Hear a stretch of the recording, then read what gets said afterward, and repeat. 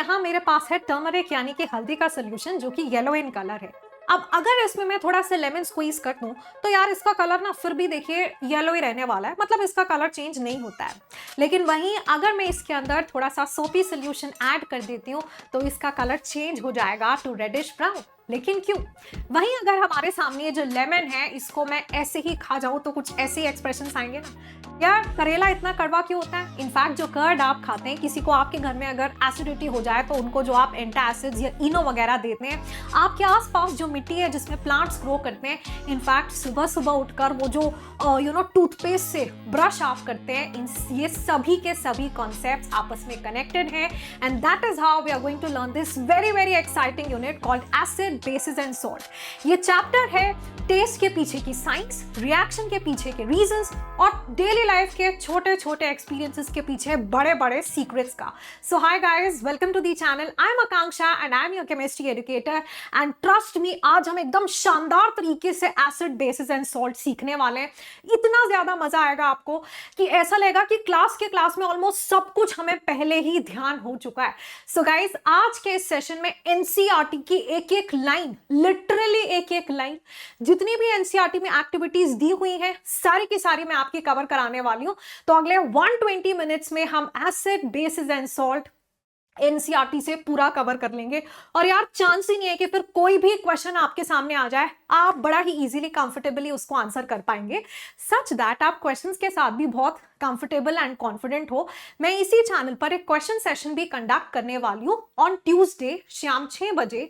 उस सेशन का लिंक मैंने पिन करा दिया इन द कमेंट सेक्शन, तो आप उस सेशन में जरूर पार्टिसिपेट कीजिएगा, क्योंकि मैं एनसीईआरटी के सारे इंटेक्स्ट क्वेश्चन, पूरी की पूरी बैक एक्सरसाइज, इसी के साथ बहुत सारे previous year questions one shot में उस सेशन के अंदर कवर करा रही होगी। तो चलिए इस अमेजिंग से यूनिट की शुरुआत करते हैं और सबसे पहले जानते हैं कि एसिड्स क्या होती है। तो यार देखो, एसिड्स जो होती है ना, दे आर सार एंड टेस्ट। सार मतलब खट्टी होती है, ठीक है। तभी जैसे आपने देखा कि लेमन भी एक, उसके अंदर एक नेचुरल एसिड है विच इज सिट्रिक एसिड, और उसी की वजह से लेमन का टेस्ट कैसा होता है? खट्टा होता है। वहीं आपके पास ना लिटमस पेपर आता है, कुछ नहीं बस एक पेपर होगा जो कि ब्लू कलर का होगा, और अगर आप उसको एसिडिक सॉल्यूशन में डिप करेंगे तो वो आपका रेड कलर में ट्रांसफॉर्म हो जाएगा, ठीक है। इसी के साथ हम आगे चलकर इस चैप्टर में बहुत डिटेल में इस बात को सीखेंगे कि जो एसिड्स होती है ना, वो वाटर के अंदर है ना। मान लो मेरे पास ये एक एसिड है ना, मान लीजिए कि यहां पर मेरे पास एक एसिड है, अब मैं इसको वाटर में डाल रही हूं, तो जैसे ही एसिड वाटर में जाएगी ना, ये मेरे को H पॉजिटिव आयंस बना के दे देगी। क्या देगी? H positive ions. तो जितनी भी हमारी क्या होती है, एसिड्स होती है, वो हमें हाइड्रोजन आयन यानी कि H पॉजिटिव आयन बना के देती है। अब यार उसके बाद बेसिकली किसी भी एटम के ऊपर अगर चार्ज आ जाए प्लस का या माइनस का, तो उसको आयन कहते हैं। अब हमारे पास बहुत सारी नेचुरली अकरिंग एसिड्स हैं, है ना, जो डेली लाइफ में आप ये खाना खाते हो उस सब में कोई ना कोई फॉर्म ऑफ एसिड है। जैसे लेमन के अंदर सिट्रिक एसिड होती है, विनेगर के अंदर एसिटिक एसिड होती है, टर्मरिंड यानी कि इमली के अंदर टार्टरिक एसिड होती है, वहीं टमाटोज के अंदर ऑक्जेलिक एसिड प्रेजेंट होती है। फिर यार बेसिस क्या है? तो यार बेसिस की अगर हम बात करते हैं ना, तो इनका बिटर टेस्ट होता है, यानी कि कड़वे होते हैं। आप देखो बेकिंग सोडा भी एक बेस ही है ना।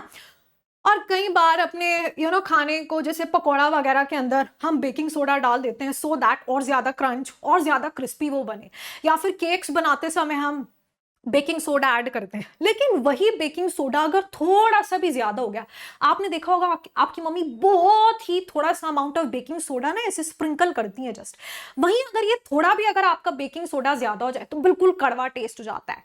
करेले का टेस्ट कड़वा क्यों होता है? क्योंकि उसके अंदर भी ये बेस प्रेजेंट है। तो बेसिकली जो आपके बेसिस होते हैं they are bitter in taste, यानी कि वो कड़वे होते हैं। इसी के साथ आपके पास अगर रेड कलर का लिटमस पेपर होगा तो वो उसका कलर चेंज कर देंगे टू ब्लू, तो आपका वो रेड टू ब्लू हो जाता है ना। अभी इसको हम बहुत डिटेल में जानेंगे हालांकि।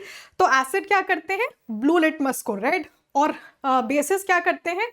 रेड लिटमस को ब्लू। तो एक इस तरह से एक स्ट्रिप होती है, एक पेपर की स्ट्रिप होगी जिसका कलर रेड होगा, उसको बेसिक सॉल्यूशन में डिप करोगे वो ब्लू हो जाएगा, और एक ऐसी ही पेपर की स्ट्रिप होगी जिसका कलर ब्लू होगा, उसको एसिडिक सॉल्यूशन में डिप करोगे तो उसका कलर रेड हो जाएगा। वहीं अगर हम बेसिस की बात करते हैं तो यार बेसिस वाटर के अंदर जाने के बाद, मान लो मेरे पास एक बेस है, ये रहा मेरे हाथ में एक बेस है, अब मैंने इसको पानी में डाल दी, पानी में डालने के बाद तुरंत ये मेरे को क्या बना के देंगे, हाइड्रोक्साइड आयन। हाइड्रोक्साइड आयन हम कहते हैं किसको, OH नेगेटिव आयंस को, है ना। तो जहां पर हमारी जो एसिड्स होती हैं, एसिड्स हमें H पॉजिटिव आयंस बनाकर देती हैं यार, वहीं हमारे जो बेसिस होते हैं वो हमें OH नेगेटिव आयंस यानी कि हाइड्रोक्साइड आयन बनाकर देते हैं। अब यार जैसे आपने ट्रैफिक सिग्नल्स देखे होंगे, तो जिस तरह से रोड्स पर रूल्स को इंडिकेट करते हैं हमारे ट्रैफिक सिग्नल्स, इसी तरीके से हमारे पास बहुत सारे इंडिकेटर्स होते हैं। इंडिकेटर्स जिनके मदद से हम पहचान सकते हैं कि यार मेरे पास जो सॉल्यूशन है वो एसिडिक इन नेचर है या फिर बेसिक इन नेचर है। जैसे अभी अभी मैंने आपको लिटमस पेपर के बारे में बताया है ना, तो लिटमस पेपर की देखो, पेपर की इस तरह से स्ट्रिप्स होती हैं, ब्लू कलर की भी और रेड कलर की भी। तो आपके पास ब्लू लिटमस भी होता है, रेड लिटमस भी होता है। एनसीईआरटी के अंदर जिस इंडिकेटर का सबसे पहले जिक्र किया गया है वो एक नेचुरल इंडिकेटर है, and that is litmus solution, है ना। तो हमारा जो लिटमस सॉल्यूशन होता है वो बेसिकली एक्सट्रैक्ट किया जाता है एक प्लांट से, है ना। तो बेसिकली आप प्लांट से एक्सट्रैक्ट करते हैं, और द लाइकेन प्लांट जो कि बिलोंग करता है to the family of Thallophyta. इसी के साथ इसका आप इस तरह से देखेंगे, ये पर्पल कलर का सॉल्यूशन रहता है। तो ये जो तुम्हें यहाँ पे दिख रहा है ना, ये जो सॉल्यूशन तुम्हें यहाँ पे दिख रहा है, ये तुम्हारा लिटमस सॉल्यूशन है। अब क्या होगा, मान लो मैंने इस लिटमस सॉल्यूशन के अंदर क्या डाल दिया भाई, मैंने इसके अंदर एक एसिड डाल दिया बच्चों। तो एसिड डालने के बाद ये रेड कलर का हो जाता है। तो अगर आपने इसके अंदर एसिड डाला तो रेड हो जाएगा, और अगर तुमने इसके अंदर बेस डाला तो इसका कलर ब्लू आ जाएगा, है ना। तो क्या हुआ कि हमारे पास ये जो पर्पल कलर का लिटमस सॉल्यूशन था वो एसिडिक सॉल्यूशन में रेड और बेसिक सॉल्यूशन के अंदर ब्लू कलर में ट्रांसफॉर्म हो जाता है। वहीं जैसे आप यहाँ पर देख सकते हैं, हमने ऑलरेडी डिस्कस किया किसके बारे में, लिटमस पेपर के बारे में। तो मैंने आपको बताया वो इस तरह से स्ट्रिप्स होती है, बल्कि आपने स्कूल में देखी भी होगी, मेरे पास भी थी, लेकिन जल्दी जल्दी यार मैं उसको ढूंढ नहीं पाई, है ना। तो नेक्स्ट टाइम या फिर इसी चैनल पर एक शॉर्ट्स की मदद से जरूर बता दूंगी, है ना। बल्कि आज के इस लेक्चर में मैं आपको बताने वाली हूँ कैसे हम पीएच मीटर का भी काफी जगह इस्तेमाल करते हैं। खैर, आपके पास मान लो एक इस तरह से भाई ब्लू कलर की स्ट्रिप है, और ये जो सॉल्यूशन पड़ा हुआ है किसका पड़ा हुआ है, एसिडिक सॉल्यूशन है। तो अगर तुम इसके अंदर ब्लू लिटमस पेपर को डिप करोगे तो वो रेड हो जाएगा, लेकिन अगर रेड लिटमस पेपर को डिप करोगे तो उसमें कोई कलर चेंज नहीं होगा भाई, है ना, उसका कलर चेंज नहीं होगा। तो रेड लिटमस को डिप करोगे तो उसका कलर तो रेड ही रहेगा, क्योंकि एसिडिक सॉल्यूशन में रेड होता है आपका लिटमस पेपर, है ना। लेकिन अगर ब्लू लिटमस पेपर को डिप करोगे तो उसका कलर रेड हो जाता है।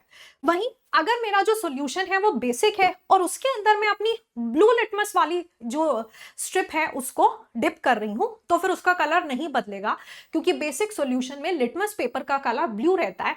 पर अगर रेड वाली स्ट्रिप को डिप करूंगी तो उसका कलर ब्लू में कन्वर्ट हो जाएगा, ब्लू में चेंज हो जाएगा। सेम बात यहाँ पे लिखिए कि देखो रेड वाली जो है वो तो रेड ही रहेगी, लेकिन जो और यहाँ पर बेसिक सॉल्यूशन के अंदर ब्लू वाली स्ट्रिप ब्लू ही रहती है। जैसे मैंने आपको बताया हमारे पास हल्दी, which is a very very good example of a natural indicator. तो यार इंडिकेटर्स भी ना हर तरह के हैं, सिंथेटिक यानी मैन मेड भी हैं जो हमने बनाए हैं, आर्टिफिशियली जिनको बनाया गया है, और कुछ ऐसे भी हैं जो हमने अभी अभी डिस्कस किया था, जैसे कि टर्मरिक जो कि एक नेचुरल इंडिकेटर है। तो बेसिकली टर्मरिक के अंदर आपका जो अगर आपका हल्दी है तो वो एसिडिक सॉल्यूशन के अंदर तो येलो ही रहता है, लेकिन वहीं बेसिक सॉल्यूशन के अंदर, क्योंकि जो सोप होती है ना, सोप जो होते हैं यार वो अल्कलाइन या फिर बेसिक इन नेचर होते हैं, तो उस केस में फिर इसका कलर रेडिश ब्राउन में चेंज हो जाता है, ठीक है। इसी के साथ बल्कि एनसीईआरटी में आपका टर्मरिक का एग्जाम्पल दिया भी गया है। देन हमारे पास आते हैं कुछ सिंथेटिक इंडिकेटर्स। सिंथेटिक यानी कि जिनको हमने आर्टिफिशियली बनाया है, आर्टिफिशियली जिनका सिंथेसिस किया गया है। तो उसमें सबसे पहला इंडिकेटर हमारे पास जो आता है दैट इज फिनोफ्थलीन। फिनोफ्थलीन एक बहुत ज्यादा वाइडली यूज्ड इंडिकेटर है। अगर तुम भी कभी साइंस के लैब में गए तो तुमने जरूर फिनोफ्थलीन को देखा होगा। तो यार फिनोफ्थलीन के केस में क्या होता है ना कि अगर तो तुम्हारा सॉल्यूशन एसिडिक है, तो एसिडिक सॉल्यूशन के अंदर तो आपका फिनोफ्थलीन कैसा रहता है, कलरलेस। तो एसिडिक सॉल्यूशन के अंदर फिनोफ्थलीन का कलर कैसा होगा, कलर ही नहीं होगा, कलरलेस होगा। लेकिन अगर बेसिक सॉल्यूशन है तो वहां पर इसका बड़ा ही सुंदर सा पिंक कलर आपको देखने के लिए मिलता है। तो आपको इस तरीके से एक ब्यूटीफुल पिंक कलर देखने के लिए मिलेगा, है ना। वहीं दूसरा एक और इंडिकेटर हमारे पास आता है विच इज मिथाइल ऑरेंज। तो मिथाइल ऑरेंज के केस में क्या रहता है कि अगर सॉल्यूशन एसिडिक है ना, तो यहां पर क्या रहेगा कि अगर आपके पास मिथाइल ऑरेंज है तो आपका ये एसिडिक सॉल्यूशन के केस में रेड कलर, और अगर आपके पास बेसिक या फिर अल्कलाइन सॉल्यूशन है तो वहां पर आपको कौन सा कलर देखने के लिए मिलता है, येलो कलर देखने के लिए मिलता है। और ऐसे ही जैसे हमने बात की फिनोल्फ्थलीन के लिए, तो फिनोल्फ्थलीन आपका क्या है, एसिडिक मीडियम में कलरलेस और बेसिक मीडियम में कैसा होता है, पिंक होता है। तो यार एक ना एक्टिविटी दी गई है आपके साइंस के बुक में, अगर आप देखेंगे तो वहां पर उन्होंने इस तरह से आपको कुछ एसिड्स और कुछ बेसिस का कॉम्बिनेशन दिया है और अलग अलग तुम्हें इंडिकेटर्स दिए और तुम्हें ये बताना है कि आप कौन सा कलर चेंज ऑब्जर्व करेंगे। तो यार देखो, HCl एसिड है ना, H2SO4 एसिड है, HNO3 नाइट्रिक एसिड एसिड है, ये एसिटिक एसिड है, एसिड है, NaOH यार बेस होता है, कैल्शियम हाइड्रोक्साइड भी बेस है, पोटेशियम हाइड्रोक्साइड बेस है, ये अमोनियम हाइड्रोक्साइड है विच इज बेस, ये मैग्नीशियम हाइड्रोक्साइड है जो कि अगेन बेस है ना। तो अगर रेड लिटमस सॉल्यूशन है तो बेटा रेड लिटमस सॉल्यूशन के अंदर तो एसिड का कलर तो रेड ही रहेगा, तो ये सारे एसिड्स हैं तो इनका कलर तो भाई ऑब्वियसली रेड ही रहने वाला है, क्योंकि एसिड के केस में रेड ही रहता है लिटमस का कलर, है ना। लेकिन बेसिस, जितने भी आपके बेसिस हैं, है ना, उनके केस में क्या होगा कि जो आपका रेड लिटमस सॉल्यूशन है that is going to turn blue, तो आपका red litmus solution will actually turn blue in case of all the bases, right. फिर हमारे पास क्या देखने के लिए मिलता है कि अगर हम ब्लू लिटमस सॉल्यूशन ले रहे हैं तो यार ब्लू लिटमस सॉल्यूशन सारे के सारे एसिड्स के केस में तो रेड हो जाएगा, है ना। तो ये जितनी एसिड है भाई सारी एसिड के केस में रेड हो गया, और बचे बाकी बेस, तो बेस में तो ब्लू है, ब्लू ही रहेगा, क्योंकि बेस के केस में आपका जो लिटमस है उसका कलर क्या रहता है, ब्लू रहता है, और एसिड के केस में रेड रहता है। अब क्योंकि ये सारी की सारी एसिड्स हैं तो एसिड्स के लिए फिनोल्फ्थलीन सॉल्यूशन कैसा होगा, कलरलेस होगा। तो ये भी एसिड है, ये भी एसिड है, कलरलेस। और वहीं जितने भी बेसिस हैं उनके लिए कैसा होगा, पिंक होगा, है ना। तो जितने भी हमारे बेसिस हैं सभी बेसिस के लिए आपका कलर कैसा रहने वाला है, पिंक रहने वाला है। आगे बढ़ते हैं, मिथाइल ऑरेंज, जितनी भी आपकी एसिड्स हैं सभी एसिड्स के केस में कलर रेड रहेगा, लेकिन जितने भी हमारे बेसिस हैं सभी बेसिस के केस में आपका जो सॉल्यूशन का कलर है वो येलो हो जाएगा। तो बड़ी सिंपल सी एक्टिविटी थी और मजा आ गया, और बड़े आसानी से आप डिस्टिंग्विश कर पाएंगे, या फिर बड़े आसानी से ये जो इंडिकेटर्स हैं इनके मदद से आप बता पाओगे कि आप कौन सा कलर चेंज हम ऑब्जर्व कर रहे हैं, है ना। चलिए अब इसके बाद एक क्वेश्चन है, और ये क्वेश्चन एनसीईआरटी का इन टेक्स्ट क्वेश्चन है। वो कह रहे हैं हम ना आपको 3 टेस्ट ट्यूब दे रहे हैं, ठीक है। तो जो आपकी टेस्ट ट्यूब नंबर 1 है यार, है ना, तो टेस्ट ट्यूब नंबर 1 जो हमारी है उसके अंदर वो कह रहे हैं कि आपने लिया है डिस्टिल्ड वाटर, ठीक है। क्या लिया है, डिस्टिल्ड वाटर लिया है आपने। फिर वो कह रहे हैं कि जो आपकी टेस्ट ट्यूब नंबर 2 है, ठीक है बच्चों, टेस्ट ट्यूब नंबर 2 के अंदर आपने लिया है एक एसिडिक सॉल्यूशन, और जो हमारी टेस्ट ट्यूब नंबर 3 है उसके अंदर आपने लिया है एक बेसिक सॉल्यूशन। अब आप ये बताओ कि आप उनको कैसे डिस्टिंग्विश कर पाओगे, मतलब कैसे पता चलेगा कि कौन से वाले कंटेनर में क्या है। अच्छा ये तो मेरे को पता है, मतलब ये तो उसको पता है जिसने क्वेश्चन बनाया है कि कौन से टेस्ट ट्यूब में क्या है। तुम्हें तो बस 3 टेस्ट ट्यूब दे दिए और तुम्हें ही आइडेंटिफाई करना है कि कौन से टेस्ट ट्यूब में डिस्टिल्ड वाटर है, कौन से टेस्ट ट्यूब में वो एसिड है, और कौन से टेस्ट ट्यूब के अंदर बेस है। ध्यान रखना जो वाटर होता है वो न्यूट्रल होता है, वाटर को ना आप एसिड बोलते हो ना बेस बोलते हो, वो न्यूट्रल है, ना एसिडिक ना ही बेसिक, राइट। अब उन्होंने आपको साथ साथ क्या प्रोवाइड किया है, उन्होंने आपको यहां पर प्रोवाइड किया है ओनली, देखो क्वेश्चन में लिखा है only and only red litmus paper.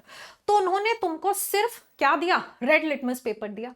अब रेड लिटमस पेपर के साथ क्या होगा बच्चों, देखो रेड लिटमस पेपर को अगर आप बेसिक सॉल्यूशन में डिप करोगे तो ये जो तुम्हारा रेड लिटमस पेपर है वो बेसिक सॉल्यूशन के अंदर किस में, ब्लू में कन्वर्ट हो जाएगा। बोलो यस मैम। तो कलर चेंज होगा और रेड लिटमस किस में, ब्लू में आपका ब्लू कलर दिखाएगा, तो ब्लू कलर की स्ट्रिप बन जाएगी फिर तुम्हारी। वो रेड की जो स्ट्रिप थी, है ना, उसको जब तुम डिप करोगे एक बेसिक सॉल्यूशन के अंदर वो ब्लू हो जाएगी। अब तुम क्या कर सकते हो, ये जो ब्लू स्ट्रिप है ना इसको 2 पार्ट्स में डिवाइड कर लो और एक इसका पार्ट डालो एसिडिक सॉल्यूशन में। तो एसिडिक सॉल्यूशन में क्या होगा, ब्लू लिटमस पेपर रेड में कन्वर्ट हो जाएगा। तो यहां पर यही जो अपना ब्लू लिटमस पेपर बना ये रेड में कन्वर्ट हो जाएगा, लेकिन डिस्टिल्ड सॉल्यूशन में नो चेंज। डिस्टिल्ड में रेड को डालोगे रेड रहेगा, ब्लू को डालोगे ब्लू रहेगा, कोई भी फर्क नहीं पड़ने वाला है, ठीक है। डिस्टिल्ड वाटर कोई रिएक्शन ही नहीं दिखाएगा आपको, राइट। तो इसके मदद से आसानी से हम अपने तीनों टेस्ट ट्यूब्स को डिस्टिंग्विश कर सकते हैं। फिर हमारे पास जो एक और टाइप ऑफ इंडिकेटर्स आते हैं उनको हम बोलते हैं all factory indicators. All factory indicators basically smell पर बेस्ड होते हैं। तो जैसे अनियन है ना, अनियन होता है ना, अब तुम क्या करो, अनियन का बस एक स्लाइस लो और उस स्लाइस को एक एसिड के सॉल्यूशन में डिप कर दो और स्लाइस को बाहर निकालो और वापस से स्मेल करो, तो अनियन की जैसी स्मेल आती है वैसी स्मेल आपको आएगी। लेकिन भाई अनियन के इसी स्लाइस को अगर तुम एक बेसिक सॉल्यूशन के अंदर डिप करोगे और उसको स्मेल करोगे ना, तो आपको रियलाइज होगा कि स्मेल आ ही नहीं रही, स्मेल चली जाएगी। तो यार देखो, वो जो अनियन का स्लाइस है उसमें आपका स्मेल के बेसिस पर तुम डिस्टिंग्विश कर तो पा रहे हो कि ये एसिड का सॉल्यूशन है या बेस का सॉल्यूशन है, क्योंकि एसिड के सॉल्यूशन में स्मेल आती है और बेस वाले सॉल्यूशन में स्मेल आती ही नहीं है। तो इस तरीके के जो सब्सटेंसेस होते हैं जिनमें आप ऑर्डर का चेंज, ऑर्डर यानी कि स्मेल के चेंज की वजह से आप पहचान सकते हो कि आपका जो सोल्यूशन है वो एसिडिक है या बेसिक है, तो इस तरह के सॉल्यूशंस को हम ऑल फैक्ट्री इंडिकेटर्स कहते हैं। क्या कहते हैं? Those are your all factory indicators. तो हमारे पास अगर एनसीईआरटी आप देखें तो उसमें आपके पास अलग अलग तरीके के ऐसे नेचुरल इंडिकेटर्स हैं जिनमें कि हम स्मेल के बेसिस पर डिस्टिंग्विश कर सकते हैं, जैसे कि अनियंस, जैसे कि क्लोव ऑयल है ना, क्लोव ऑयल मतलब वो जो लौंग का ऑयल होता है यार, ऐसे ही वनीला एसेंस। तो सभी के केस में आपको क्या देखने के लिए मिलेगा कि अगर हमारा सॉल्यूशन एसिडिक है तो उसमें तो आपको स्मेल आएगी, लेकिन बेसिक सॉल्यूशन के अंदर वही जो हमारी स्मेल है वो चली जाती है। इसके बाद हमारे पास आती है कुछ मिनरल एसिड्स। मिनरल एसिड्स होती हैं जो कि यार मिनरल ऑफ अर्थ से एक्सट्रैक्ट की गई हैं, तो उनको हम मिनरल एसिड्स बोलते हैं, जैसे कि sulphuric acid, hydrochloric acid, nitric acid, H2SO4 हो गया, HCl हो गया, नाइट्रिक एसिड इज HNO3। ये सभी के सभी किसके एग्जाम्पल्स हैं? मिनरल एसिड्स के एग्जाम्पल हैं। अब देखो यार, हमारे पास ये जो हम क्या करते हैं, एसिड्स का डाइल्यूशन किया जाता है या फिर बेस का भी डाइल्यूशन किया जा सकता है। अब इसका मतलब क्या होता है? ये एक बड़ी ही इंपॉर्टेंट काम है जो आपके बहुत आगे तक काम आने वाली है। Let me tell you guys कि मैं पिछले 5 सालों से नीट एस्पिरेंट्स को पढ़ा रही हूँ। आज मेरे पढ़ाए हुए बहुत सारे स्टूडेंट्स टॉप मेडिकल कॉलेजेस से MBBS परस्यू कर रहे हैं, है ना। तो अगर तुम भी आगे ऐसे साइंस लेने वाले और चाहे केमिस्ट्री तो सब्जेक्ट भी वैसा है, चाहे आप इंजीनियरिंग चूज करें चाहे आप मेडिकल फील्ड लें, दोनों ही तरह से आपने केमिस्ट्री तो पढ़नी है ना। तो यार उसमें आपका ये जो टर्म होता है ना डाइल्यूशन, ये काफी बारी इस्तेमाल होगा। अब डाइल्यूशन का मतलब क्या होता है?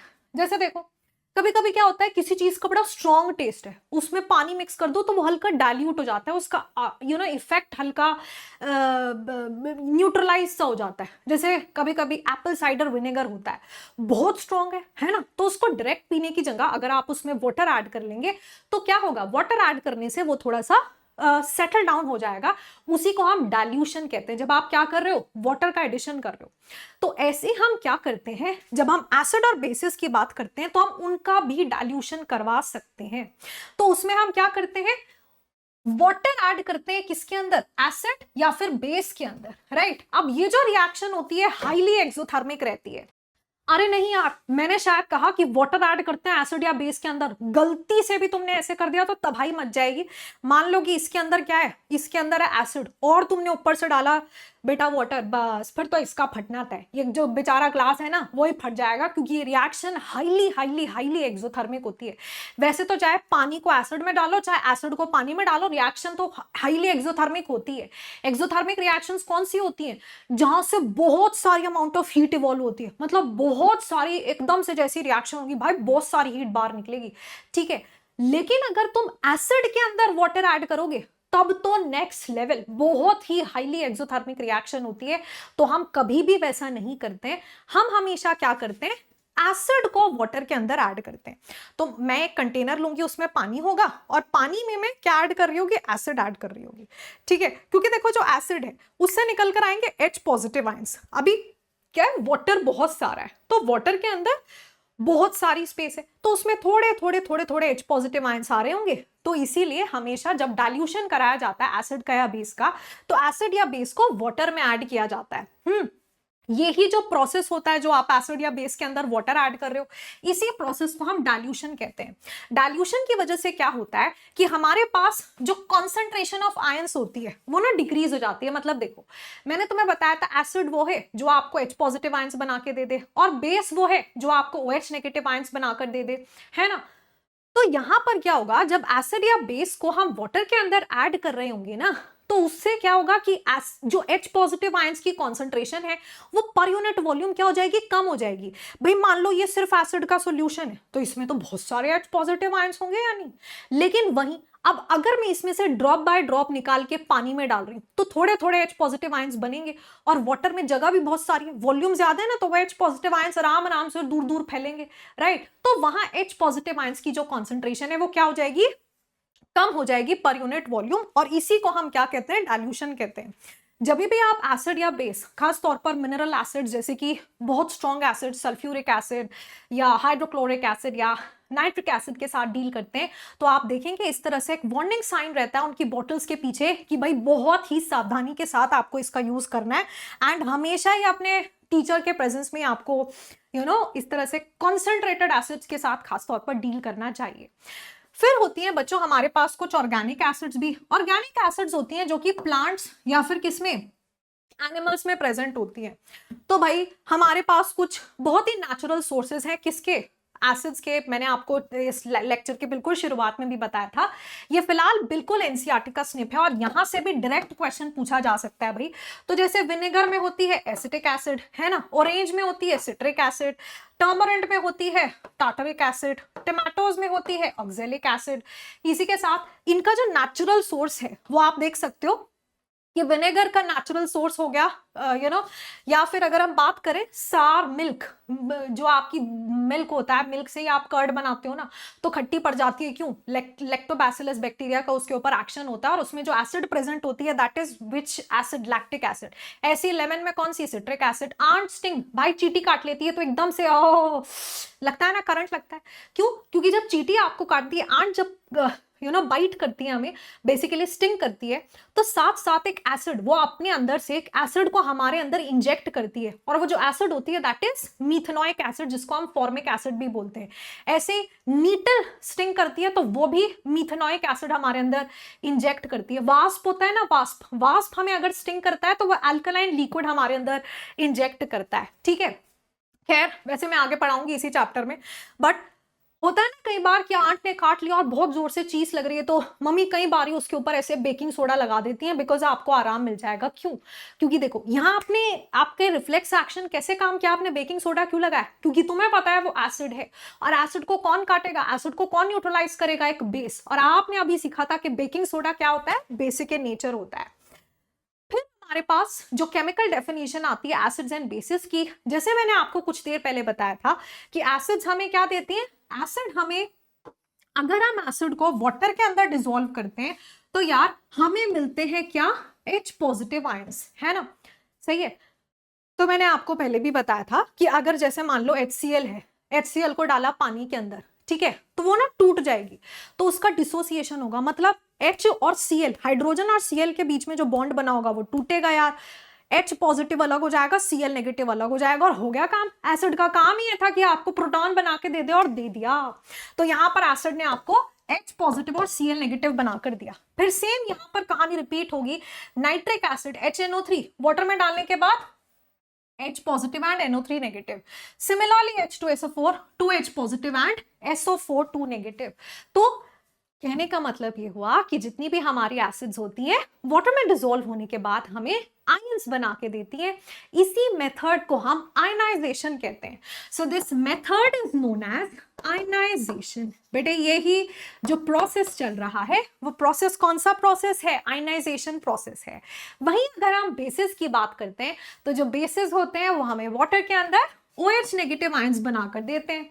तो जैसे NaOH है, उसको पानी में डालोगे तो भाई आपके पास NaOH है यार। अब NaOH को मैंने डाला किसके अंदर, पानी के अंदर, इसने मेरे को क्या देना है, Na पॉजिटिव और GOH नेगेटिव। तो बच्चों क्या होता है ना, कि जैसे Na पॉजिटिव और OH नेगेटिव के बीच में एक बढ़िया बॉन्ड बना रहता है। देखो ऑपोजिट अट्रैक्ट होना है ना, है ना, ऑपोजिट हो तो ऐसे अट्रैक्शन होती है, ऐसे प्लस और माइनस को भी एक दूसरे से प्यार होता है और उनके बीच में बढ़िया बॉन्ड बन जाता है। तो Na पॉजिटिव है, OH नेगेटिव है, प्यार चल रहा है, बॉन्ड बना है बहुत सॉलिड। लेकिन पानी जैसे आता है, पानी के अंदर ये क्वालिटी है, वाटर जो आपका होता है ना, इनका बॉन्ड तोड़ देता है, ये अट्रैक्शन को खत्म कर कर बॉन्ड को तोड़ देता है। बॉन्ड को तोड़ना डिसोसिएशन कहलाता है और आयंस अलग अलग हो जाते हैं, Na पॉजिटिव अलग, OH नेगेटिव अलग, है ना। तो यहां से आपको क्या मिला, OH नेगेटिव आयन मिला, तो ये एक बेस है। मैग्नीशियम हाइड्रोक्साइड से भी आपको OH नेगेटिव आयन मिलेगा और ऐसे ही KOH से तुम्हें OH नेगेटिव आयन मिलेगा। तो ये सारे हमारे क्या होते हैं, दीज आर योर बेसिस, है ना। अब देखो, जो हमारे एसिड्स होती हैं, आपने बहुत बार सुना होगा कि ये तो स्ट्रॉन्ग एसिड है, ये तो वीक एसिड है। ऐसे बेस के लिए बोलते हैं ये तो स्ट्रॉन्ग बेस है, ये तो वीक बेस है। भाई किस हिसाब से बात हो रही है। तो देखो, हमने ये जाना कि एसिड्स जो हैं वो कौन है, जो आपको H पॉजिटिव आयंस बना के दे दें। ऐसे ही एक बेस कौन है, बेस है जो आपको OH नेगेटिव आयंस बनाकर दे दे। तो सी, हमारे पास जो हमारी एसिड होगी, है ना, अगर वो आपको बहुत सारे H पॉजिटिव आयंस बना के देती है तो वो एक स्ट्रॉन्ग एसिड है। जैसे HCl, HCl एक स्ट्रॉन्ग एसिड होती है क्योंकि वहां से आपको बहुत सारे H पॉजिटिव आयंस मिलते हैं, है ना। वहीं अगर आपको कोई acid less number of protons दे रही है, मतलब less number of H positive ions दे रही है, तो वो आपकी वीक एसिड होती है। जैसे हमारे पास एसिटिक एसिड CH3COOH, ये आपकी एक वीक एसिड है ना, जहां से आपको क्या मिलेंगे, कम H पॉजिटिव आयंस मिलेंगे, तो इसीलिए एक वीक एसिड कहलाती है। यहाँ H पॉजिटिव भी बनेगा भाई, है ना। तो मतलब हम एसिड को क्लासिफाई कर सकते हैं एज स्ट्रॉन्ग या फिर वीक एसिड, डिपेंडिंग अपॉन हमें उससे कितने number of H positive ions मिल रहे हैं। बहुत सारे मिल रहे हैं, स्ट्रॉन्ग एसिड है, बहुत कम मिल रहे हैं तो वीक एसिड है। और अब तो इतने स्मार्ट तो हुई कि समझ जाओगे कि एक बेस को हम कैसे क्लासिफाई करेंगे, कि वेदर हमारा जो बेस है वो एक स्ट्रॉन्ग बेस है या फिर वीक बेस है।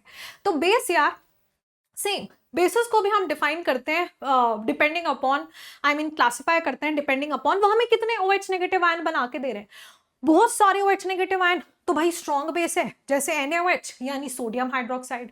बहुत कम OH नेगेटिव आयंस, है ना, जैसे NH4OH, जिसको हम बोलते हैं ammonium hydroxide, this is a weak base. तो तुम एक वीक बेस और एक वीक एसिड का एग्जाम्पल भी याद कर लेना, ठीक है। एसिटिक एसिड, वीक एसिड, और हमारे पास ये जो अमोनियम हाइड्रोक्साइड हुआ वो एक वीक बेस का एग्जाम्पल बन गया, है ना। So this is how we can also classify your acids and bases, right. बड़ा ही आसान था बच्चों। यहाँ तक क्या सीखा आपने ने अभी तक, कुछ भी नहीं। एसिड्स सॉर इन टेस्ट होते हैं और जो बेसिस होते हैं वो बिटर होते हैं, कड़वे होते हैं। एसिड पानी में डालने के बाद H पॉजिटिव आयन देते हैं, बेसिस वाटर में जाने के बाद OH नेगेटिव आयंस देते हैं। और एसिड को वाटर चाहिए H पॉजिटिव आयन देने के लिए। अगर एसिड ड्राई होगी ना, मतलब अगर ड्राई होता है, जैसे HCl है, NCERT में उसके बारे में लिखा भी है कि जैसे HCl है, ड्राई है, तो जब तक वो ड्राई है आप उसको एसिड नहीं बोल सकते, क्योंकि जब वो ड्राई होता है तो कोई H पॉजिटिव आयन नहीं बनाएगा। मैंने आपको बताया आयंस के बीच में जो प्यार होता है उस बॉन्ड को कौन तोड़ता है, वाटर आके तोड़ता है, और तब जाके आपको आयंस मिल पाते हैं। तो ध्यान रखना कि केवल और केवल एक्वस सॉल्यूशन, एक्वस सॉल्यूशन मतलब वाटर के अंदर ही तुम लोगों को क्या मिल पाएंगे बेटा, वाटर के अंदर ही आपको H पॉजिटिव आयंस मिल पाते हैं, ठीक है। अब ना NCERT की एक बड़ी ही शानदार सी एक्टिविटी है, चलो इसको कर कर देखते हैं, है ना। तो उन्होंने इस तरीके से एक सेटअप किया हमारा, और सेटअप के अंदर बोल रहे हैं कि हमने ना जिंक के ग्रैन्यूल्स, मतलब थोड़ा सा जिंक लिया और टेस्ट ट्यूब के अंदर डाल दिया, और साथ साथ उसके अंदर डाली हमने सल्फ्यूरिक एसिड।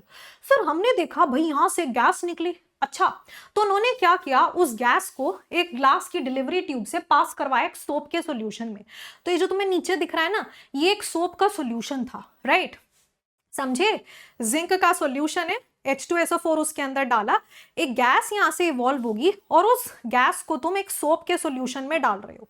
अब यहां पे क्या होता है ना, बबल्स बनते हैं। क्या बनते हैं, बबल्स का फॉर्मेशन होता है। तो सोप के बबल्स बनते हैं बेसिकली। यहां पर ये जो गैस रिलीज होती है that is your hydrogen gas. मैं तुम्हें बताती हूँ यहां पर कौन सी रिएक्शन हो रही है। बच्चों देखो, मेरे पास क्या था, जिंक का मेटल था, मेटल तो सॉलिड स्टेट में ही होता है। उसके बाद तुमने उसके अंदर H2SO4 का सॉल्यूशन डाला, तो तुमने H2SO4 डाला और उससे क्या होगा, यहां पर एक तो बनेगा सॉल्ट विच इज ZnSO4 और साथ साथ बनेगी हाइड्रोजन की गैस, है ना। और ये क्या होगी, गैस तो हमेशा बाहर फुर उड़ जाती है ना, गैस थोड़ी रुक के बैठती है किसी के इंतजार में, गैस बनेगी और फुर हो जाएगी, ठीक है। तो यहां पे क्या हुआ, ये जो आपका H2SO4 था, इसमें हाइड्रोजन की जगह किसने ले ली, हमारे मेटल जिंक ने ले ली। तो मेटल क्या करता है, यहां से हाइड्रोजन को डिस्प्लेस करता है और इस तरीके से आपकी हाइड्रोजन गैस इवॉल्व हो जाती है। तो हमेशा ध्यान रखेंगे कि जब कभी भी मेटल की रिएक्शन होगी किसके साथ, एसिड के साथ, तो हमारे पास एक चीज जो बनेगी वो तो होगा सॉल्ट और दूसरा क्या बनेगा, हाइड्रोजन गैस आपकी इवॉल्व हो रही होगी। तो ये आपका जिंक सल्फेट है, दिस इज जिंक सल्फेट, जो आपका सॉल्ट है, राइट है जी, है ना। अब मैं आपको एक्सपेरिमेंट पूरा बताती हूँ। तो इसमें क्या हुआ कि भाई यहां से कौन निकली, हाइड्रोजन गैस निकली अपनी, है ना यार। तो यहां से हुई हमारी हाइड्रोजन गैस इवॉल्व। तो यहां से आपकी हाइड्रोजन गैस इवॉल्व होती है और वो ट्यूब में ऐसे चलते चलते चलते इस सोप के सॉल्यूशन में जाती है। बेटे जैसे ही वो इस सोप के सॉल्यूशन में जाती है, बनते हैं यहाँ पे क्या, बबल्स। बबल होते हैं किसके, सोप के बबल होते हैं और अंदर उसके क्या रहती है, हाइड्रोजन गैस रहती है। अब अगर तुम उसके पास एक कैंडल लेकर आओ तो ऐसे पॉपअप साउंड आएगी, पटपट पटपट, किसकी, हाइड्रोजन गैस की। तो हाइड्रोजन गैस आपकी बर्न करती है एक पॉपअप साउंड के साथ और थोड़ा सा ऐसे एक्सप्लोजन भी होता है, ऐसे चिंगारी उठेगी, ठीक है, जैसे आपको यहाँ पे दिख रही है ना। तो एक कैंडल लेकर आओगे तो ऐसे हल्का सा एक्सप्लोजन होगा, पटपट पटपट आवाज आएगी, क्यों, क्योंकि आपकी जो हाइड्रोजन गैस है वो बर्न कर रही है उस पॉपअप साउंड के साथ। तो एग्जाम में कई बार पूछ सकते हैं कि वो पॉप साउंड के साथ बर्न करने वाली गैस का नाम हाइड्रोजन गैस, बड़ा ही आसान है। तो यहां पर हमने देख लिया एसिड का बिहेवियर क्या होता है, किसके साथ, गैसेस के, किसके साथ, मेटल्स के साथ, राइट। अब देखो यार, अगर बात करते हैं बेसिस की, तो क्या अगर मैं यहाँ पे जैसे जिंक था, उसके अंदर अगर मैंने H2SO4 डालने की जगह एक बेस डाला होता, जैसे मान लो NaOH का सोल्यूशन डाला होता, तब क्या होता, तो वहां पर भी मुझे कुछ सिमिलर ही रिएक्शन देखने के लिए मिलती और वहां पे मेरे हाइड्रोजन गैस ही इवॉल्व होती। तो आप देख सकते हो यहाँ पे कि हमारे पास ये क्या है, ये है हमारा बेस और ये है आपका जिंक का मेटल। तो यहाँ पे आपके पास बनेगा sodium zincate which is Na2ZnO2 और साथ साथ हमारी हाइड्रोजन गैस क्या हो रही होगी बेटे, साथ साथ हमारी हाइड्रोजन गैस कुछ इस तरीके से इवॉल्व हो जाती है, ठीक है। तो बेसिस के केस में भी यही हुआ, हालांकि तो यहाँ पे क्या हुआ, ये जो सोडियम है इसको जिंक ने डिस्प्लेस किया, है ना। हालांकि ये सब बेसिस के केस में रिएक्शंस देखने के लिए नहीं मिलती हैं, रिएक्टिविटी सीरीज के ऊपर डिपेंड करता है। अब इधर आ जाओ, बेसिस के लिए अभी हम और आगे भी अलग से पूरा बेसिस की केमिकल प्रॉपर्टीज भी जानेंगे, पर पहले अगर हम एसिड की बात करते हैं तो यार एसिड को अगर तुम मेटल कार्बोनेट्स के साथ रिएक्ट कराते हो तो यहाँ पे तुम्हारे पास क्या बनेगा, सॉल्ट बनेगा, कार्बन डाइऑक्साइड गैस बनेगी और वाटर, जो कि बड़ा ही इंपॉर्टेंट है।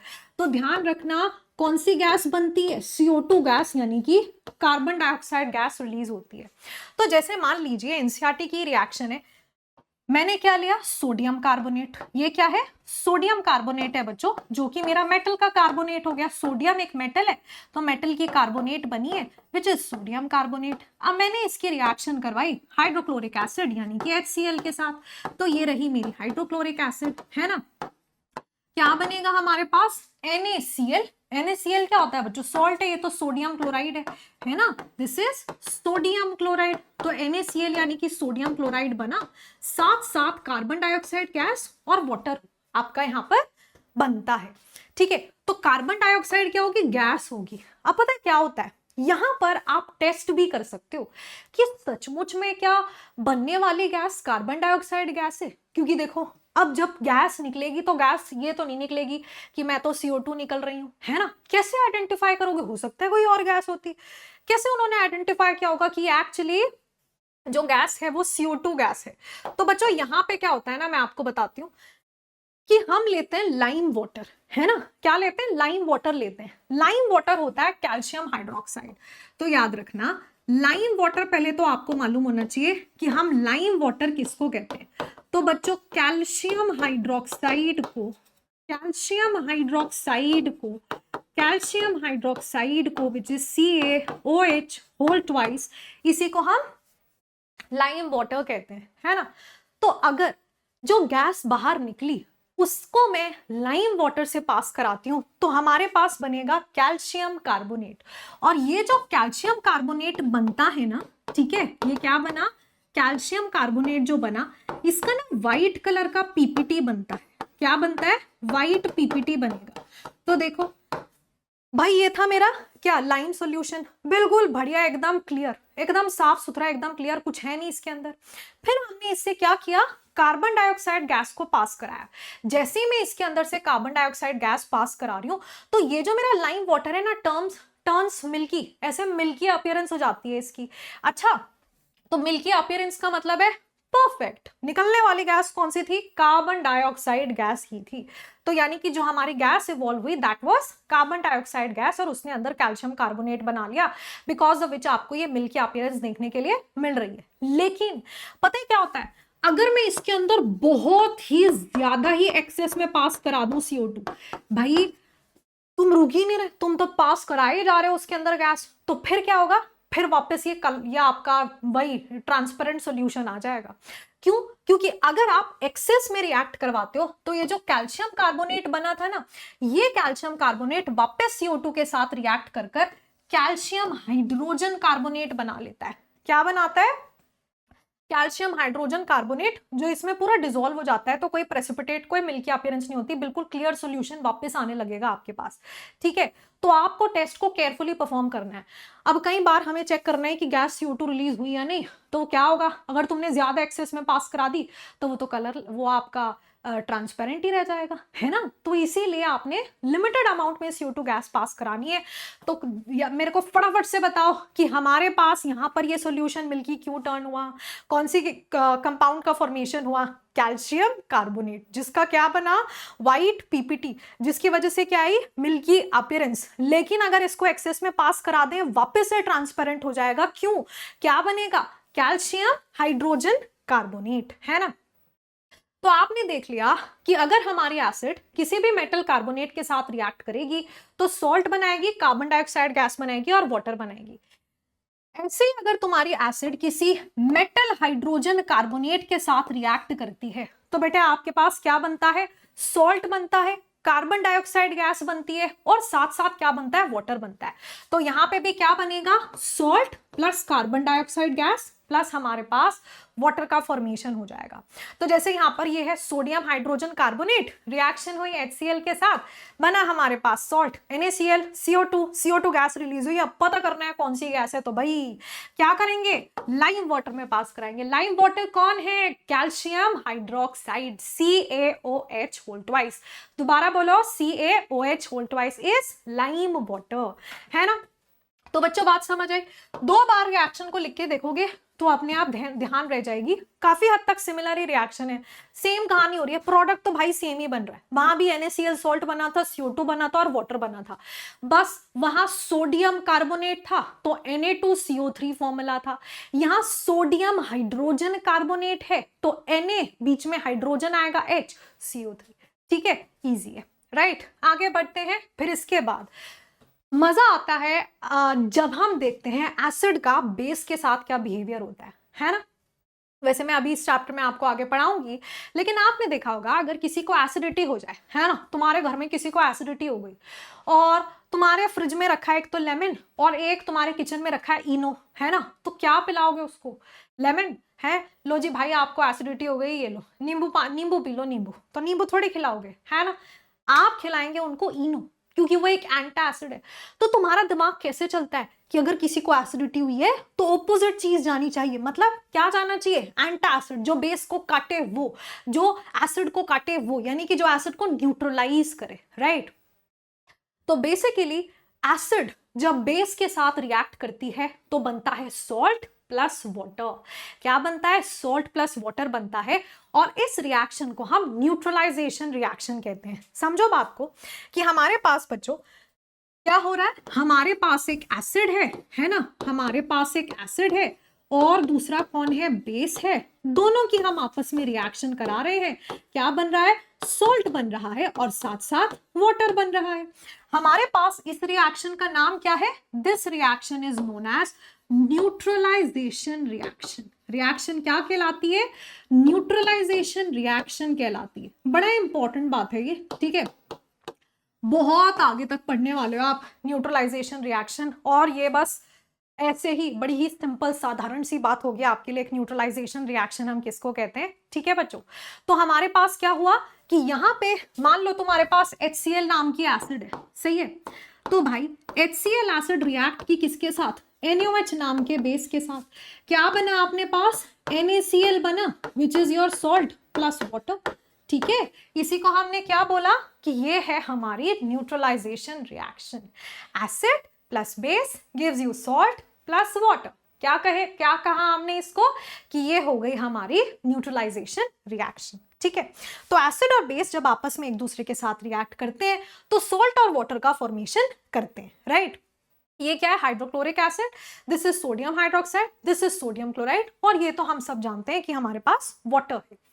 अब इसी के साथ अगर हमारी एसिड रिएक्ट कर रही है किसके साथ? भाई अगर एसिड रिएक्ट करे एक मेटल की ऑक्साइड के साथ, जैसे कॉपर एक मेटल है, कॉपर की ऑक्साइड हो गई है CO, अब इसके साथ HCl की तुमने रिएक्शन कराई तो बनेगा COCl2 प्लस हमारे पास और दूसरी चीज क्या बन रही है? वाटर। तो मेटल ऑक्साइड अगर एसिड के साथ रिएक्ट करती है तो सॉल्ट बनाती है, और क्या बनाती है? वाटर बनाती है। इस रिएक्शन को आपने ध्यान रखना है। इसी के साथ भाई जो एसिड होती हैं, कहते हैं ना एसिड है यार बच के रहो, मतलब बिल्कुल ही आपको बड़े सावधानी से बहुत ही केयरफुली हैंडल करना होता है, क्योंकि वो हाईली कोरोसिव इन नेचर होती है। बच्चों मैं वापस रिमाइंड करा रही हूं कि यहां से जितना मैंने आपको अभी तक पढ़ा है बहुत सारे क्वेश्चंस बन सकते हैं। तो बहुत सारे क्वेश्चंस हम सॉल्व करेंगे ट्यूसडे शाम 6 बजे इसी चैप्टर के, और मजा ही आ जाएगा। You will be so happy to see कि आप मेजॉरिटी क्वेश्चंस को बिल्कुल ठीक सॉल्व कर पाओगे, है ना।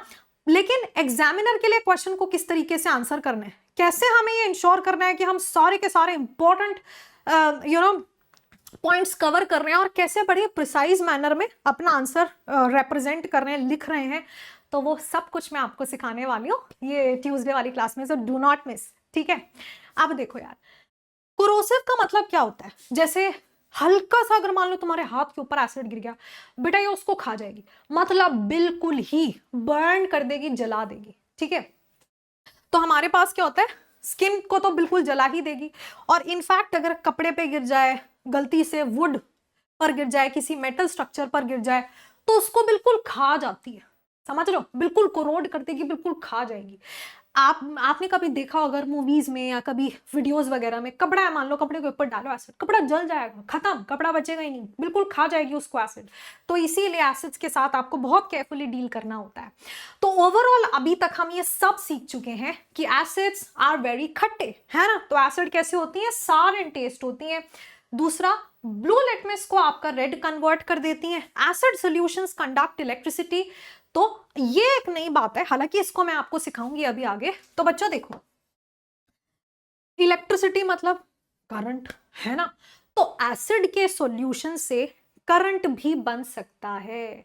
दोबारा सुनो, एसिड का अगर एक सॉल्यूशन है तो मैं उससे करंट बना सकती हूँ, क्योंकि एसिड के देखो, क्योंकि ना करंट जो होता है वो बनाया जा सकता है अगर मेरे पास फ्री आयंस हो। इलेक्ट्रिसिटी मतलब करंट बन रहा है, और मैं ये कह रही हूँ कि करंट आपका बन सकता है अगर आपके पास कौन हो? फ्री आयंस हो। और बेटे एसिड से मिलते तो हैं, H पॉजिटिव आयंस मिलते हैं ना एसिड से, तो यहाँ पे तुम्हें एसिड से आयंस मिलेंगे, और एसिड से आयंस मिलेंगे तो करंट बनेगा। तो इसीलिए एसिड्स क्या होती हैं? They conduct electricity. इसी के साथ एसिड मेटल के साथ रिएक्ट करती है, क्या बनाती है? हाइड्रोजन गैस बनाती है, जो कि पॉपअप साउंड के साथ बर्न भी करती है। इसी के साथ एसिड जब मेटल कार्बोनेट्स या मेटल हाइड्रोजन कार्बोनेट्स के साथ रिएक्ट करते हैं तो भाई CO2 गैस बनाती है ना। क्या बनाती है? Carbon dioxide gas. एसिड जब बेस के साथ रिएक्ट करती है तो न्यूट्रलाइजेशन रिएक्शन होती है और सॉल्ट और वाटर का फॉर्मेशन होता है। एसिड जब मेटल ऑक्साइड के साथ रिएक्ट करती है तो भी सॉल्ट एंड वाटर बनता है। और एसिड का भाई बच के रहना रे बाबा, because acids are highly corrosive in nature, है ना। तो एसिड्स भाई बिल्कुल ही जला देंगी। नेक्स्ट, एसिड्स के अंदर कॉमन क्या है? मतलब अगर मैं सारी एसिड आपके सामने रख दूं तो उनमें एक कॉमन बात क्या है?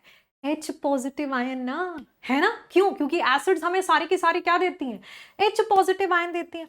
तो देखो पानी था जी, है ना? अब मैंने इसके अंदर HCl डाला। HCl अगर मैं इसके अंदर डालूंगी तो HCl मेरा जैसे ही पानी के अंदर जाएगा बच्चों, क्या बन जाएगा? HCl एक्वस, और यहाँ पे H पॉजिटिव Cl नेगेटिव के बीच का बॉन्ड टूटेगा, है ना? पानी उसको तोड़ देगा, H पॉजिटिव बनेगा और Cl नेगेटिव बनेगा, है ना?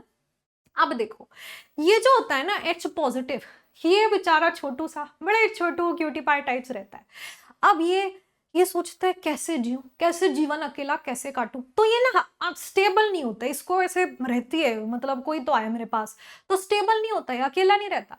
तो ये क्या करता है, इसको दिख रहा है मेरे चारों तरफ ना पानी पानी है, कौन है? वाटर है। तो ये क्या करता है, जो हमारा H पॉजिटिव होता है, जो पानी के मॉलिक्यूल प्रेजेंट हैं उसके साथ जुड़ जाता है और क्या बनाता है? H3O पॉजिटिव बनाता है।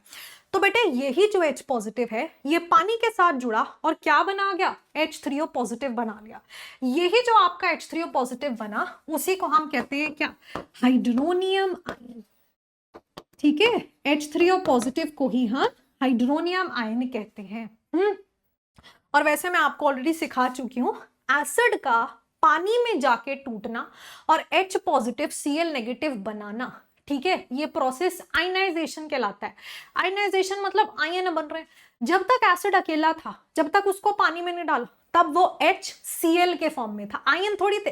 आयन होता है जब एटम के ऊपर चार्ज आता है।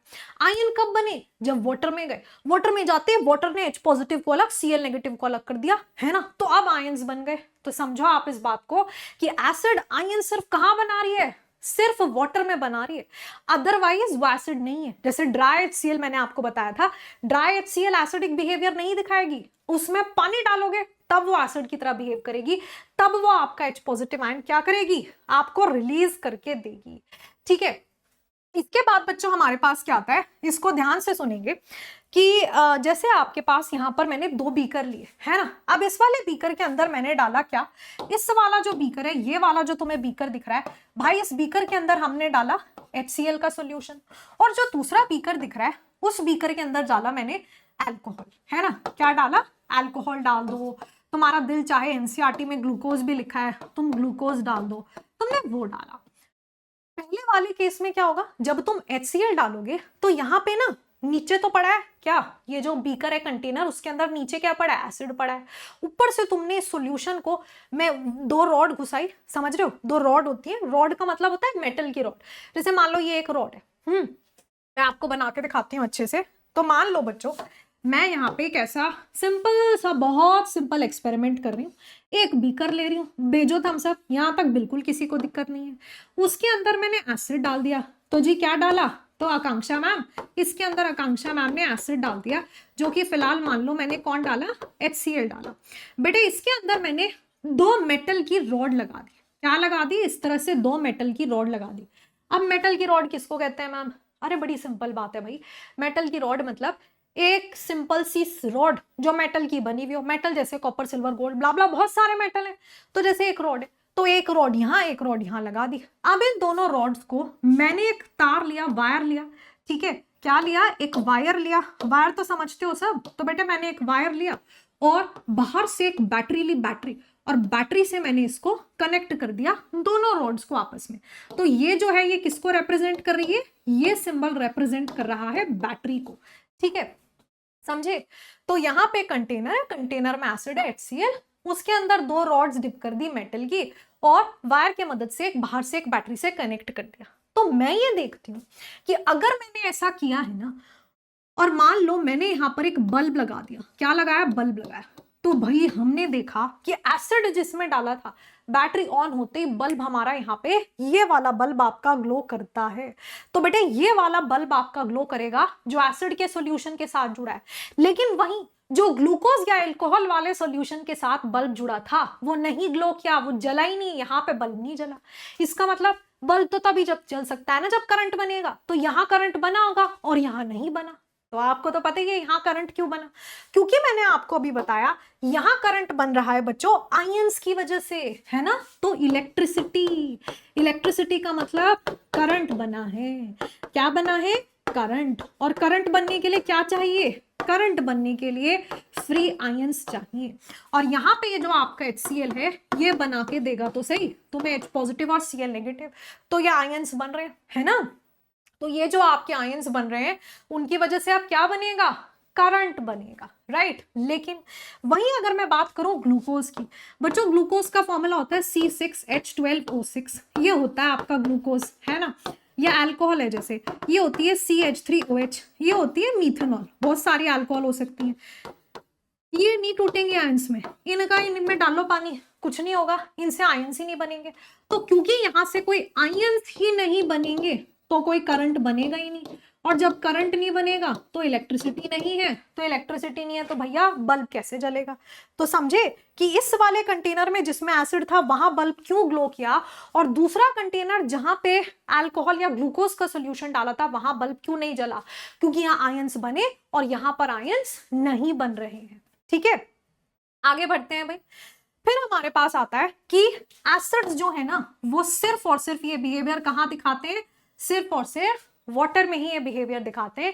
अगर ड्राई कंडीशंस होंगी तो वहां पर एसिडिक बिहेवियर नहीं देखने के लिए मिलेगा। जैसे इन्होंने यहाँ पे एक एक्सपेरिमेंट किया है ना, तो उन्होंने क्या किया, HCl गैस थी और HCl गैस के पास लेकर आए ब्लू लिटमस पेपर, ठीक है। तो अगर एसिड है तो एसिड को ब्लू लिटमस पेपर को रेड करना चाहिए, लेकिन नहीं किया उसने। क्यों, क्योंकि HCl तो गैस फेज में है ना, गैस के फॉर्म में, तो अभी नहीं कर पाएगी। उसमें पानी डालोगे तब वो H पॉजिटिव देगी, तब एसिड की तरह बिहेव करेगी, तब जाकर वो आपके ब्लू लिटमस को रेड में कन्वर्ट करेगी। तो पहले आपको ना एसिड को मॉइस्ट करना पड़ेगा, उसके अंदर वाटर डालना पड़ेगा। तो अगर तुम एक मॉइस्ट लिटमस पेपर लेकर आओगे फिर उससे क्या होगा, फिर जब उससे गैस कांटेक्ट करेगी, गैस को मॉइस्चर यानी पानी मिलेगा HCl गैस को, फिर वो H पॉजिटिव Cl नेगेटिव में टूटेगी, वहां से उसकी एसिडिक प्रॉपर्टी आएगी। और जब उसकी एसिडिक प्रॉपर्टी आएगी तो बेटे वहां से क्या होगा, वहां से आपको फिर ब्लू लिटमस रेड में बनता हुआ दिखाई देगा। तो ये एनसीईआरटी की एक एक्टिविटी थी जिसमें उन्होंने बोला एक टेस्ट ट्यूब लो, उसके अंदर कॉपर क्लोराइड डालो और फिर उसमें जो है ना H2SO4 डाल दो, क्योंकि CuCl2 और H2SO4 मिलकर क्या बनाएंगे, एक तो CuSO4 बनाएंगे और साथ साथ एक गैस रिलीज होगी जो हाइड्रोक्लोरिक एसिड होगी। तो HCl ना बच्चों वैसे गैस होती है, फिर उसको पानी में मिलाते हैं तो HCl एसिड बनती है। तो वही समझा रहे हैं कि ये जो HCl गैस बनी है ना ये नहीं है एसिड, इसको गैस को लेके जाओगे ब्लू लिटमस पेपर के पास तो ब्लू लिटमस पेपर का कोई कलर नहीं बदलेगा। लेकिन अगर एक मॉइस्ट लिटमस पेपर लेकर जाओगे जिसमें मॉइस्चर है तो एसिड को मॉइस्चर यानी पानी मिलेगा, वहां से वो H पॉजिटिव आयंस देगी और वहां से वो ब्लू लिटमस को रेड में कन्वर्ट कर देगी। चलिए एसिड्स के बारे में बहुत ज्यादा जान चुके हैं हम, है ना। अब बारी आती है बेसिस की। बस अब तो बहुत छोटा सा चैप्टर रह गया हमारा, बेसिस है, फिर हमें सॉल्ट के बारे में पढ़ना है, वो भी सिर्फ कॉमन सॉल्ट, फिर थोड़े से डेली लाइफ एग्जांपल्स हैं और उसके बाद कुछ बहुत ही कॉमन कंपाउंड्स जो हम यूज करते हैं, बस उनके यूज पढ़ेंगे and that is it, chapter finish. और इतने से देखना सारे क्वेश्चंस तुम्हारे बन जाएंगे। आना ट्यूसडे वाली क्लास में और देखना कि कितना मजा आता है, लेकिन तब तक आप बहुत अच्छे से चैप्टर को रिवाइज कर लेना, ठीक है। तो बच्चों देखो बेसिस कौन होते हैं, बेसिस जो कि आपके वाटर के अंदर सोल्यूबल हो जाए, मतलब वाटर में इजीली डिसॉल्व हो जाए, उनको हम क्या कहते हैं, एल्कली कहते हैं। क्या कहते हैं, एल्कली कहते हैं, ठीक है। तो बेटे वाटर में जो डिसॉल्व हो जाए उनको हम क्या कहेंगे, एल्कली कहेंगे। लेकिन सारे बेसिस एल्कली नहीं होते, सिर्फ जो वाटर में डिसॉल्व हो जा रहे हैं वही एल्कली कहलाते हैं। अब ये सारे जैसे sodium hydroxide NaOH, calcium hydroxide CaOH whole twice, potassium hydroxide KOH, ammonium hydroxide क्या था, वीक बेस, याद कराया था ना, NH4OH, magnesium hydroxide MgOH whole twice, ये सभी हमारे बेसिस के एग्जाम्पल्स हो जाते हैं। बेसिस कड़वे होते हैं, कैसे होते हैं, कड़वे, कड़वे इज बिटर, इसी के साथ सोपी टू टच, मतलब ऐसे स्लिपरी फीलिंग आती है, देख रहे हो यहाँ पे भागोगे जैसे स्लिपरी ग्राउंड है, इसके ऊपर अब जैसे ग्राउंड है ना, उसके ऊपर मैंने ऐसे सोपी सॉल्यूशन फैला दिया, होता है ना, जैसे सुबह सुबह घर में सफाई होती है, मॉपिंग हुई है और उसके बाद तुम बढ़िया ऐसे आ रहे हो रूम से कूदते हुए और धड़ाम, क्यों, क्योंकि अभी वो सोपी है सॉल्यूशन, है ना, और वहां पे तुम सीधा क्या कर जाते हो, स्लिप, क्योंकि जो ये होते हैं उनका कैसा नेचर होता है, बेसिस का सोपी नेचर होता है, और ये रेड लिटमस को ब्लू में टर्न कर देते हैं। उसके बाद बेसिस भी क्या करते हैं, इलेक्ट्रिसिटी कंडक्ट करते हैं, क्योंकि इलेक्ट्रिसिटी कब बनती है बच्चों, जब फ्री आयंस हो, और बेस भी तो आयन देते हैं, बेस भी तो देते हैं OH नेगेटिव आयंस, तो ये भी आयंस दे रहे हैं, तो भैया ये भी इलेक्ट्रिसिटी बनाएंगे, है ना। फिर इसी के साथ बेस सिर्फ कुछ मेटल के साथ रिएक्ट करते हैं, सिर्फ कुछ मेटल के साथ, है ना।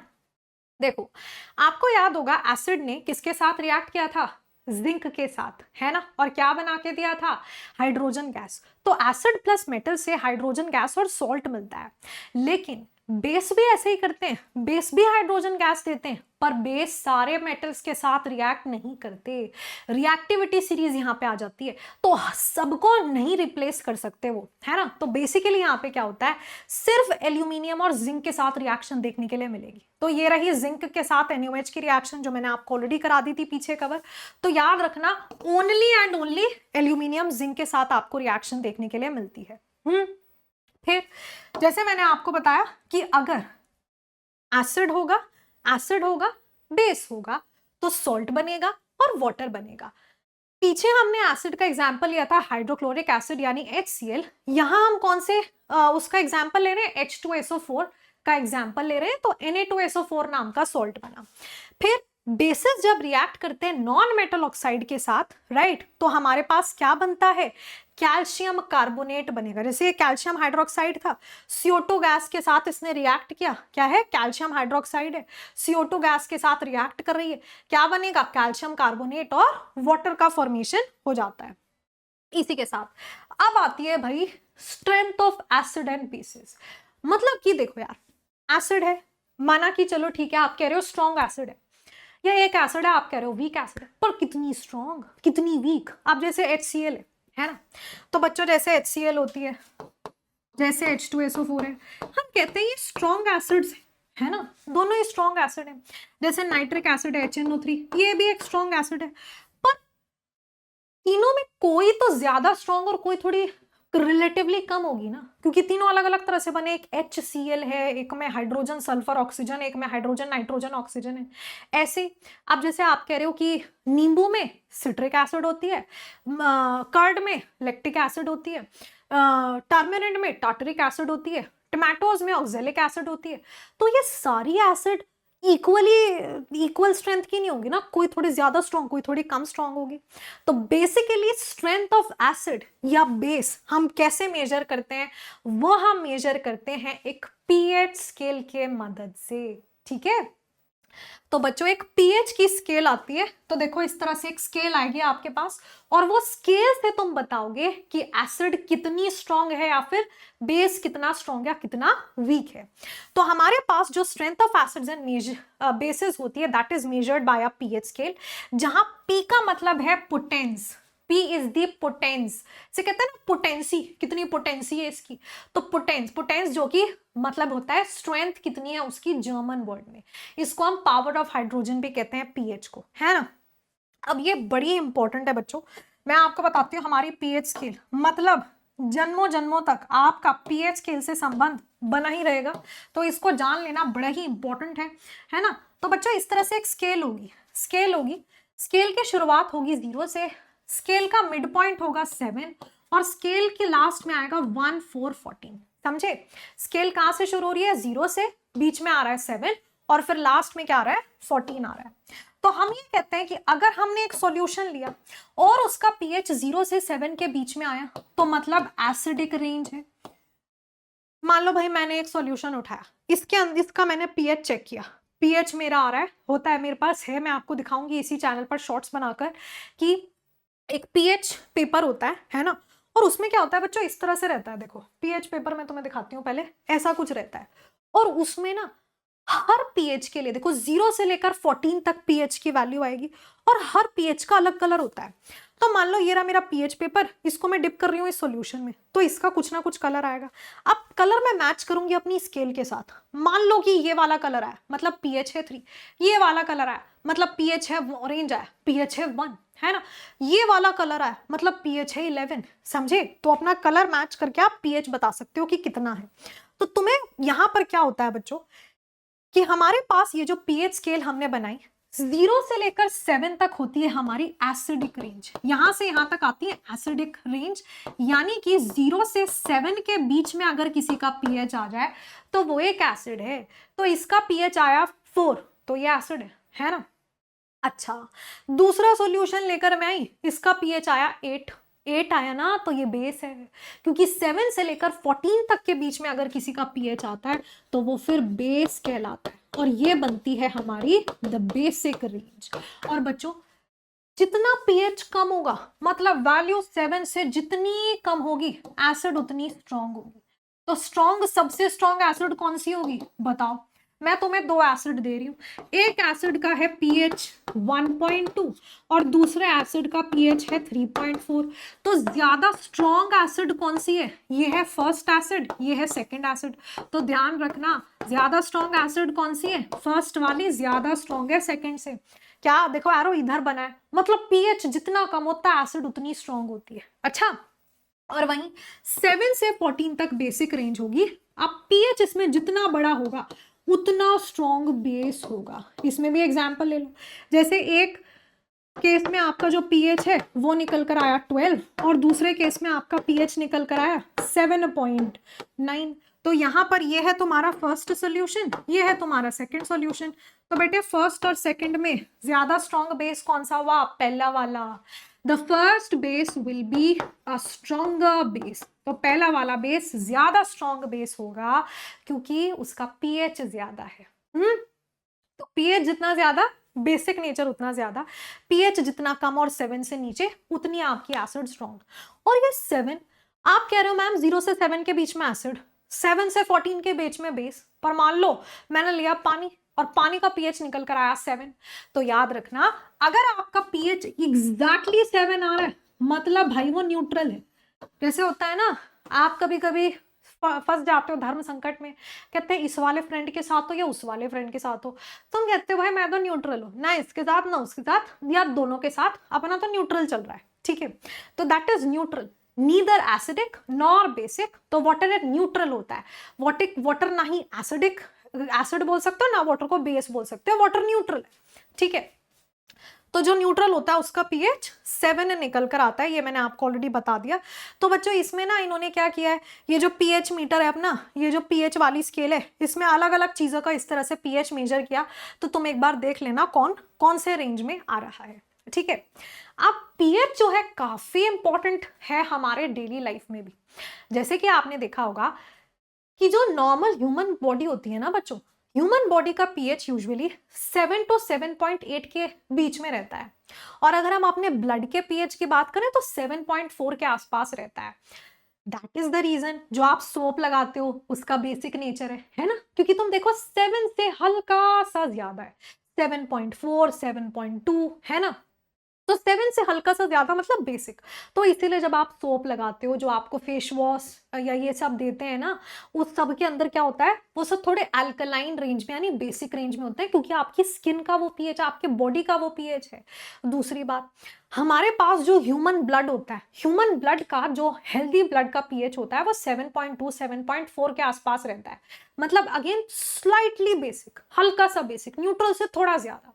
माना जाता है कि अगर आपके बॉडी का पीएच ऐसे बेसिक रेंज में आ रहा है 7.2 7.4 के आसपास, आपके ब्लड का पीएच, मतलब आपकी एक हेल्दी बॉडी है और कम प्रोन टू डिजीजेस है। और वहीं अगर किसी के बॉडी या ब्लड का पीएच हल्का सा भाई एसिडिक रेंज में चला जाए, जैसे 6.8 6.9, तो इसका मतलब एसिडिक नेचर है, मतलब वो एसिडिक मीडियम में चले गए हैं, और वहां पर ऐसा bodies more prone to inflammation, more prone to diseases, right? तो ह्यूमन बॉडी का पीएच आइडियली 7.4 से 7.8 के आसपास का रहता है। अब बच्चों आपने एसिड रेन के बारे में सुना होगा, है ना। तो बारिश जो होती है उसको एसिड रेन तब हम बोलते हैं जब पीएच 5.5 या 5.6 से कम हो जाए। तो अगर आपका पीएच 5.6 से भी नीचे जा रहा है तो मतलब उसको एसिडिक रेंज बोलना पड़ेगा, है ना, क्योंकि नॉर्मली तो वाटर का पीएच 7 होता है, पर अगर इतना कम हो जा रहा है 5.6 से भी कम, तो वो रेन आपकी क्या कहलाती है, एसिडिक रेन कहलाती है। अब अगर एसिड रेन होगी तो उससे जितनी हमारी मरीन लाइफ होती है उसको बहुत ज्यादा हार्म होता है, और उनका सर्वाइवल, जितनी एक्वेटिक लाइफ है, मरीन लाइफ है, उनका सर्वाइवल बहुत डिफिकल्ट हो जाता है ऐसे में, ठीक। उसके बाद हमारे पास टूथ डिके, आपको पता है हमारी बॉडी में one of the hardest substance known is enamel. Enamel वही जो आपका ये टूथ जिससे बना होता है, जो कि होता है कैल्शियम हाइड्रोक्सी एपेटाइट, है ना, जो कि एक क्रिस्टलाइन फॉर्म है कैल्शियम फॉस्फेट का। तो ये एक बहुत ही हार्ड सब्सटेंस है, लेकिन अगर तुम ब्रश नहीं करोगे तो क्या होगा, मुंह में जर्म्स इकट्ठे होंगे, बैक्टीरिया एक्यूमुलेट होगा। अब वो जो बैक्टीरिया है फिर एसिड्स का सिक्रीशन करेगा, तो यहाँ पर ना आपके माउथ में ऐसे एसिडिक एनवायरमेंट हो जाएगा। अब वो जो एसिड है, वो जो एसिड बनेगी वो बैक्टीरिया के एक्यूमुलेशन से, वो एसिड आपके टूथ को का कोरोजन करवा सकती है, उसको कोरोड कर सकती है। क्योंकि तुम्हें पता ही है एसिड तो होती ही कोरोसिव इन नेचर है, पढ़ के आया ना अभी हमें प्रॉपर्टीज ऑफ एसिड में, acids are corrosive in nature. तो वो ना खाने लगती है आपके टीथ को, आपकी एनामल को, एंड दैट इज हाउ हमारे पास हम कहते हैं कि भाई डेली ब्रश किया कीजिए। क्यों? क्योंकि आप क्या कर रहे हो, डेली सफाई हो रही है, तो वो जर्म्स वगैरह इकट्ठे नहीं हो रहे और बैक्टीरिया नहीं बन रहा, तो कोई एसिड सिक्रीशन नहीं होगा, एसिड नहीं बनेगा, तो टूथ का डीके हो ही नहीं सकता, है ना। और दूसरी बात, इसीलिए जो आपका टूथपेस्ट होता है ना, वो हल्का बेसिक मीडियम में होता है, मतलब उसकी बेसिक रेंज रहती है अल्कलाइन रेंज, सो दैट हल्का फुल्का कोई एसिड बन भी गया है ना, तो वो उसको न्यूट्रलाइज कर पाए। क्या कर पाए? न्यूट्रलाइज कर पाए, एंड इस तरीके से टूथ डिके हमारा नहीं हो। तो यहाँ पर यही बात लिखी हुई है कि भाई आपका जो टूथपेस्ट है, इसीलिए हम उसको यूज करते हैं, सो दैट जो भी एक्सेस एसिड है उसको न्यूट्रलाइज किया जा सके और हम टूथ डिके को प्रिवेंट कर पाए। बच्चों इसी के बाद हमारे पास आता है एसिडिटी, जो कि एक बहुत ही कॉमन प्रॉब्लम है, हो सकता है आपने भी कभी ना कभी एक्सपीरियंस जरूर किया हो। तो मैंने आपको बताया ह्यूमन बॉडी का पीएच ना इतना रहता है, लेकिन हमारा जो स्टमक होता है बच्चों, जब फूड उसके अंदर जाता है, आपने शायद पढ़ भी लिया होगा बायो के अंदर कि जब फूड हमारा स्टमक में जाता है तो हमारा स्टमक नेचुरली एक एसिड रिलीज करता है, जो कि होती है हाइड्रोक्लोरिक एसिड, जो कि हेल्दी है ना। तो इसका मतलब वैसे भी फूड तो आपको तो एसिड मिल ही रहा है आपका स्टमक में जाने के बाद, क्योंकि स्टमक खुद ही सिक्रीट कर रहा है हाइड्रोक्लोरिक एसिड, पर वो एक बहुत लिमिटेड अमाउंट में करता है, सो दैट आपका डाइजेशन प्रोसेस हो पाए, फूड मॉलिक्यूल्स का प्रॉपर ब्रेकडाउन होकर अच्छे से डाइजेशन हमारा हो पाए।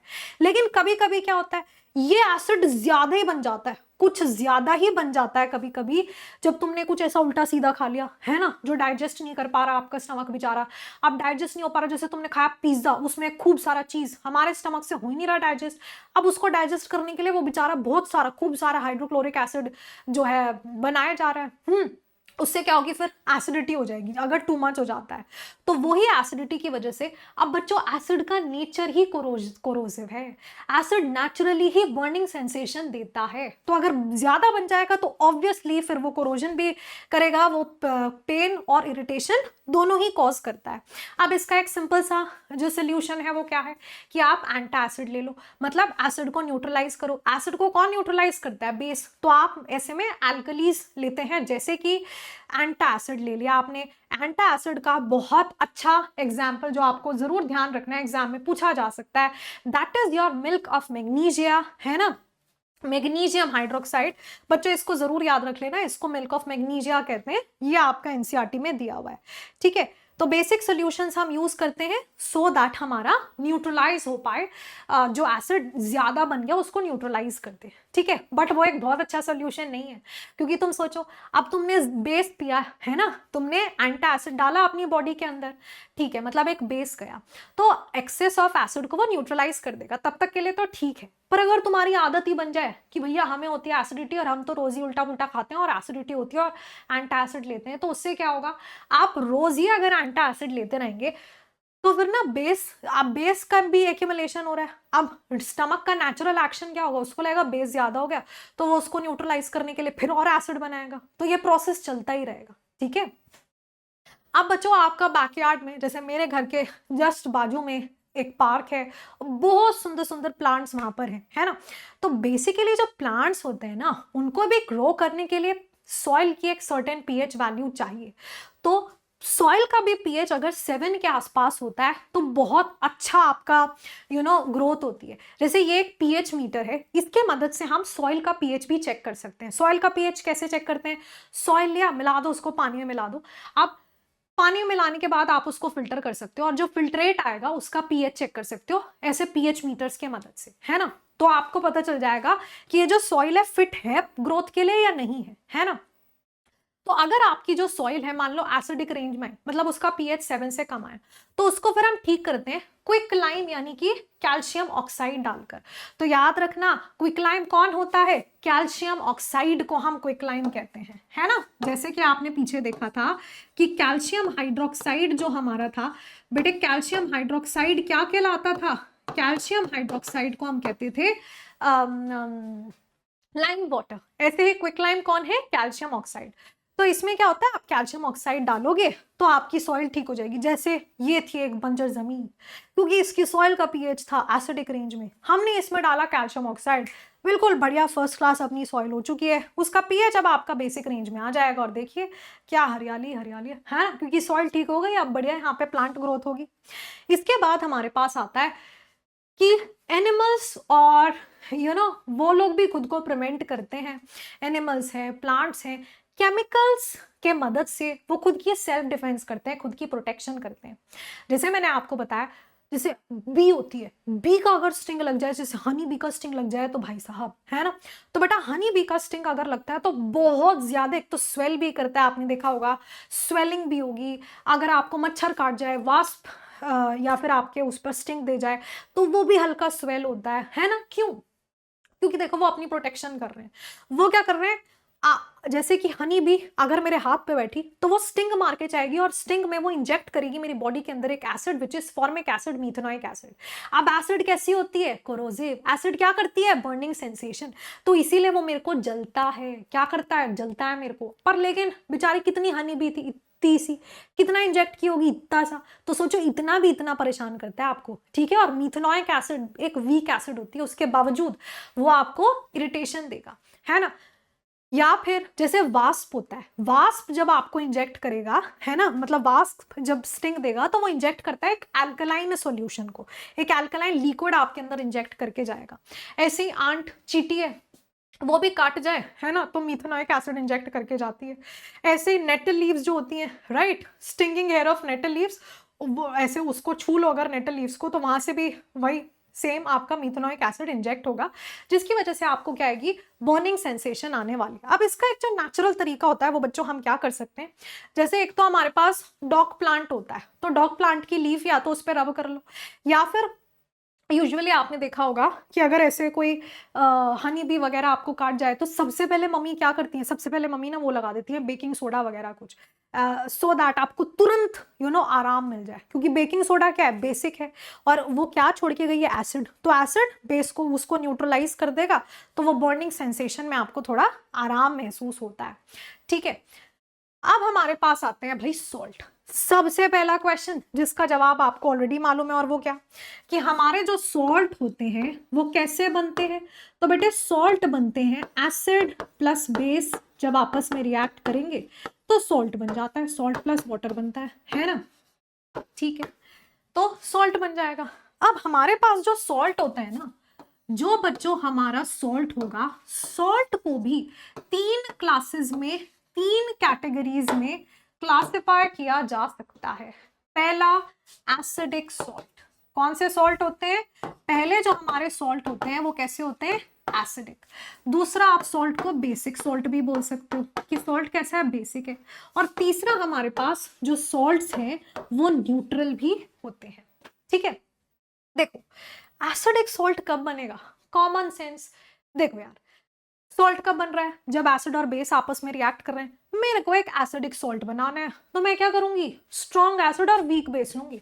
क्या लूंगी, स्ट्रॉन्ग एसिड ले लेती हूँ, सही है बच्चों, और वीक बेस ले लेती हूँ, क्योंकि मेरे को पता है एसिड और बेस मिलके बनाएंगे क्या, सॉल्ट। अब अगर एसिड स्ट्रॉन्ग हुई तो सॉल्ट को किसका नेचर मिलेगा, कौन डोमिनेट करता है, डोमिनेट भाई ताकत उसकी लगेगी जो स्ट्रॉन्ग है।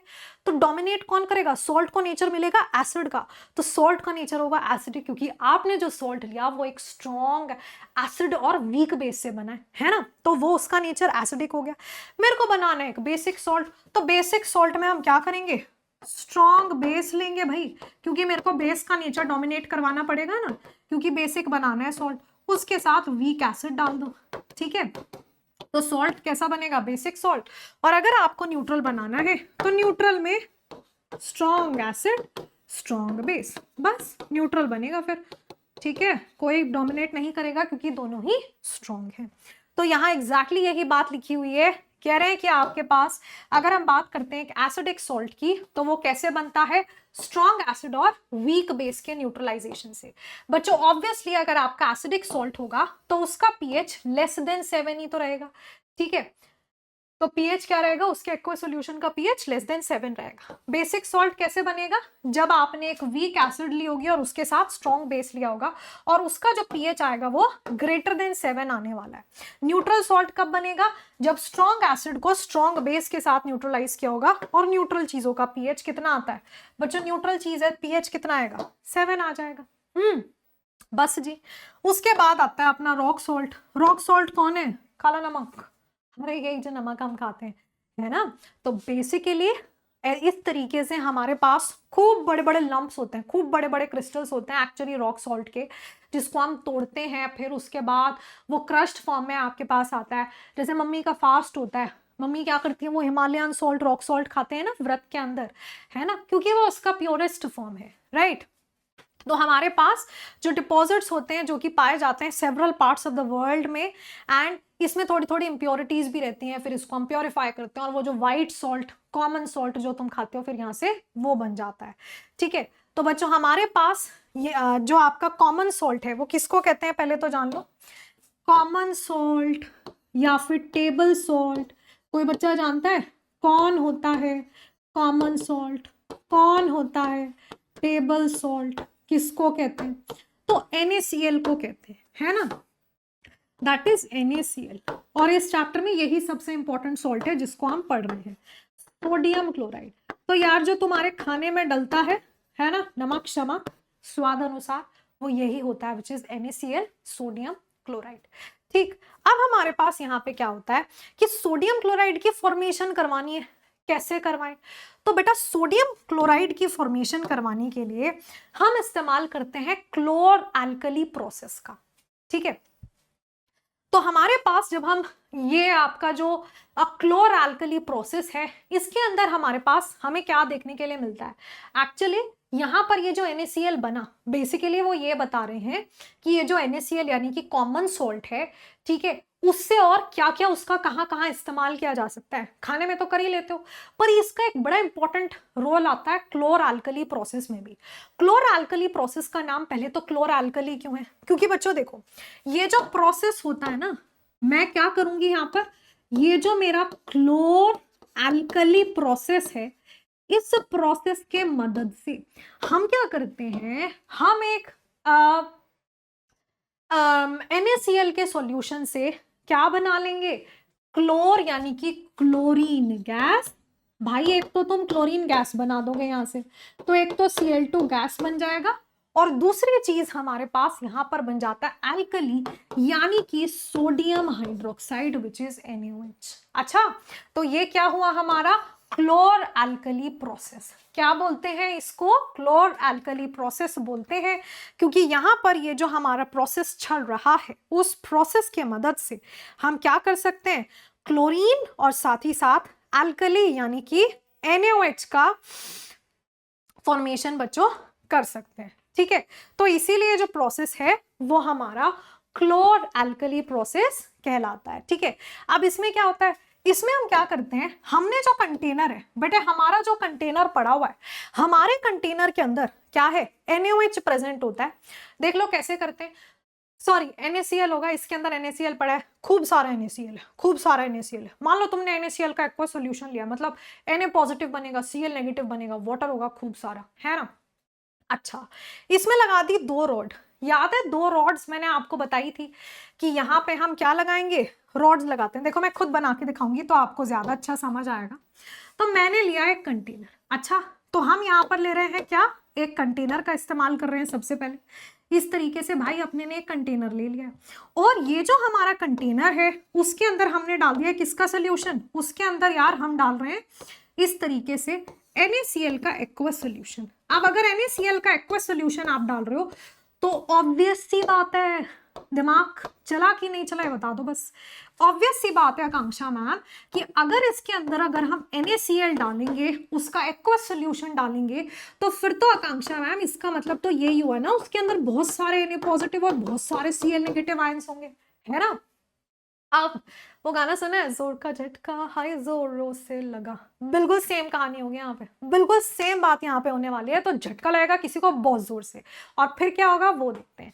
तो देखो इसके अंदर अब हम क्या करेंगे, वही पुरानी कहानी दोहराएंगे जो अभी पीछे किया था ना। 2 मेटल की रॉड डाल दो इसके अंदर, सही है, 2 मेटल की रॉड डालेंगे भाई, पहली मेटल की रॉड और जी दूसरी मेटल की रॉड डाल दी, शाबाश। रोड के लिए हम लेकर आए बाहर से एक वायर खरीद कर, बाहर से वही मैम ने एक वायर खरीदी और दोनों को आपस में एक बैटरी से जोड़ दिया, ठीक है।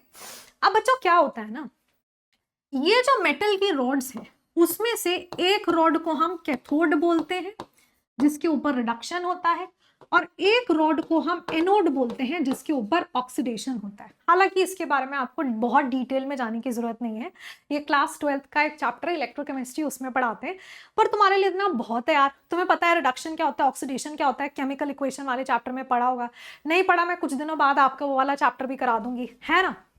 तो बेसिकली ये एक कैथोड होती है, एक एनोड होती है।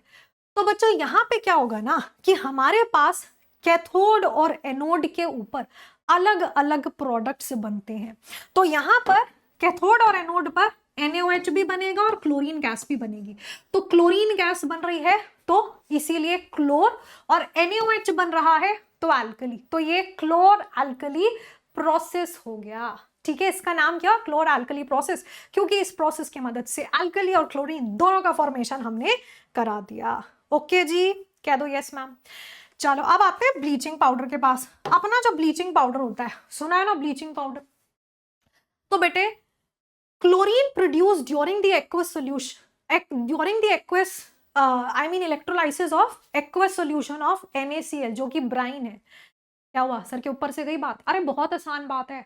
ये जो पीछे किया ना, हमने क्या किया, झटका दिया उसको, इलेक्ट्रिसिटी दी ना, बैटरी लगाओगे तो बैटरी से भाई झटका ही तो लगेगा उसको, जो अंदर सॉल्यूशन पड़ा था। तो अंदर NaCl का सॉल्यूशन पड़ा था, एक्वस सॉल्यूशन, उसको बैटरी से क्या दिया, झटका दिया, करंट दिया। तो जब हम इस तरीके से एक सॉल्यूशन पे इलेक्ट्रिसिटी पास करते हैं उसको इलेक्ट्रोलाइसिस कहते हैं, ठीक है, दैट इज इलेक्ट्रोलाइसिस। तो वो जो आपने इलेक्ट्रोलाइसिस ऑफ NaCl किया था उसको हम ब्राइन भी बोल सकते हैं। बेटा वहां से क्लोरीन गैस बनी थी, अब ये जो क्लोरीन गैस बनी उसका हम इस्तेमाल कर सकते हैं ब्लीचिंग पाउडर बनाने के लिए।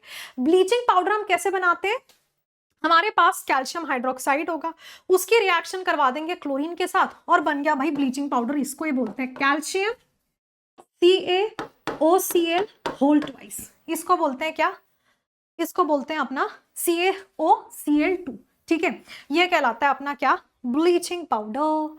उसके बाद ब्लीचिंग पाउडर का तो तुम्हें पता ही है इस्तेमाल कहाँ करते हैं, सबसे ज्यादा तो टेक्सटाइल इंडस्ट्री में, फैब्रिक के लिए, लिनन की ब्लीचिंग करने के लिए, है ना, वहां पे।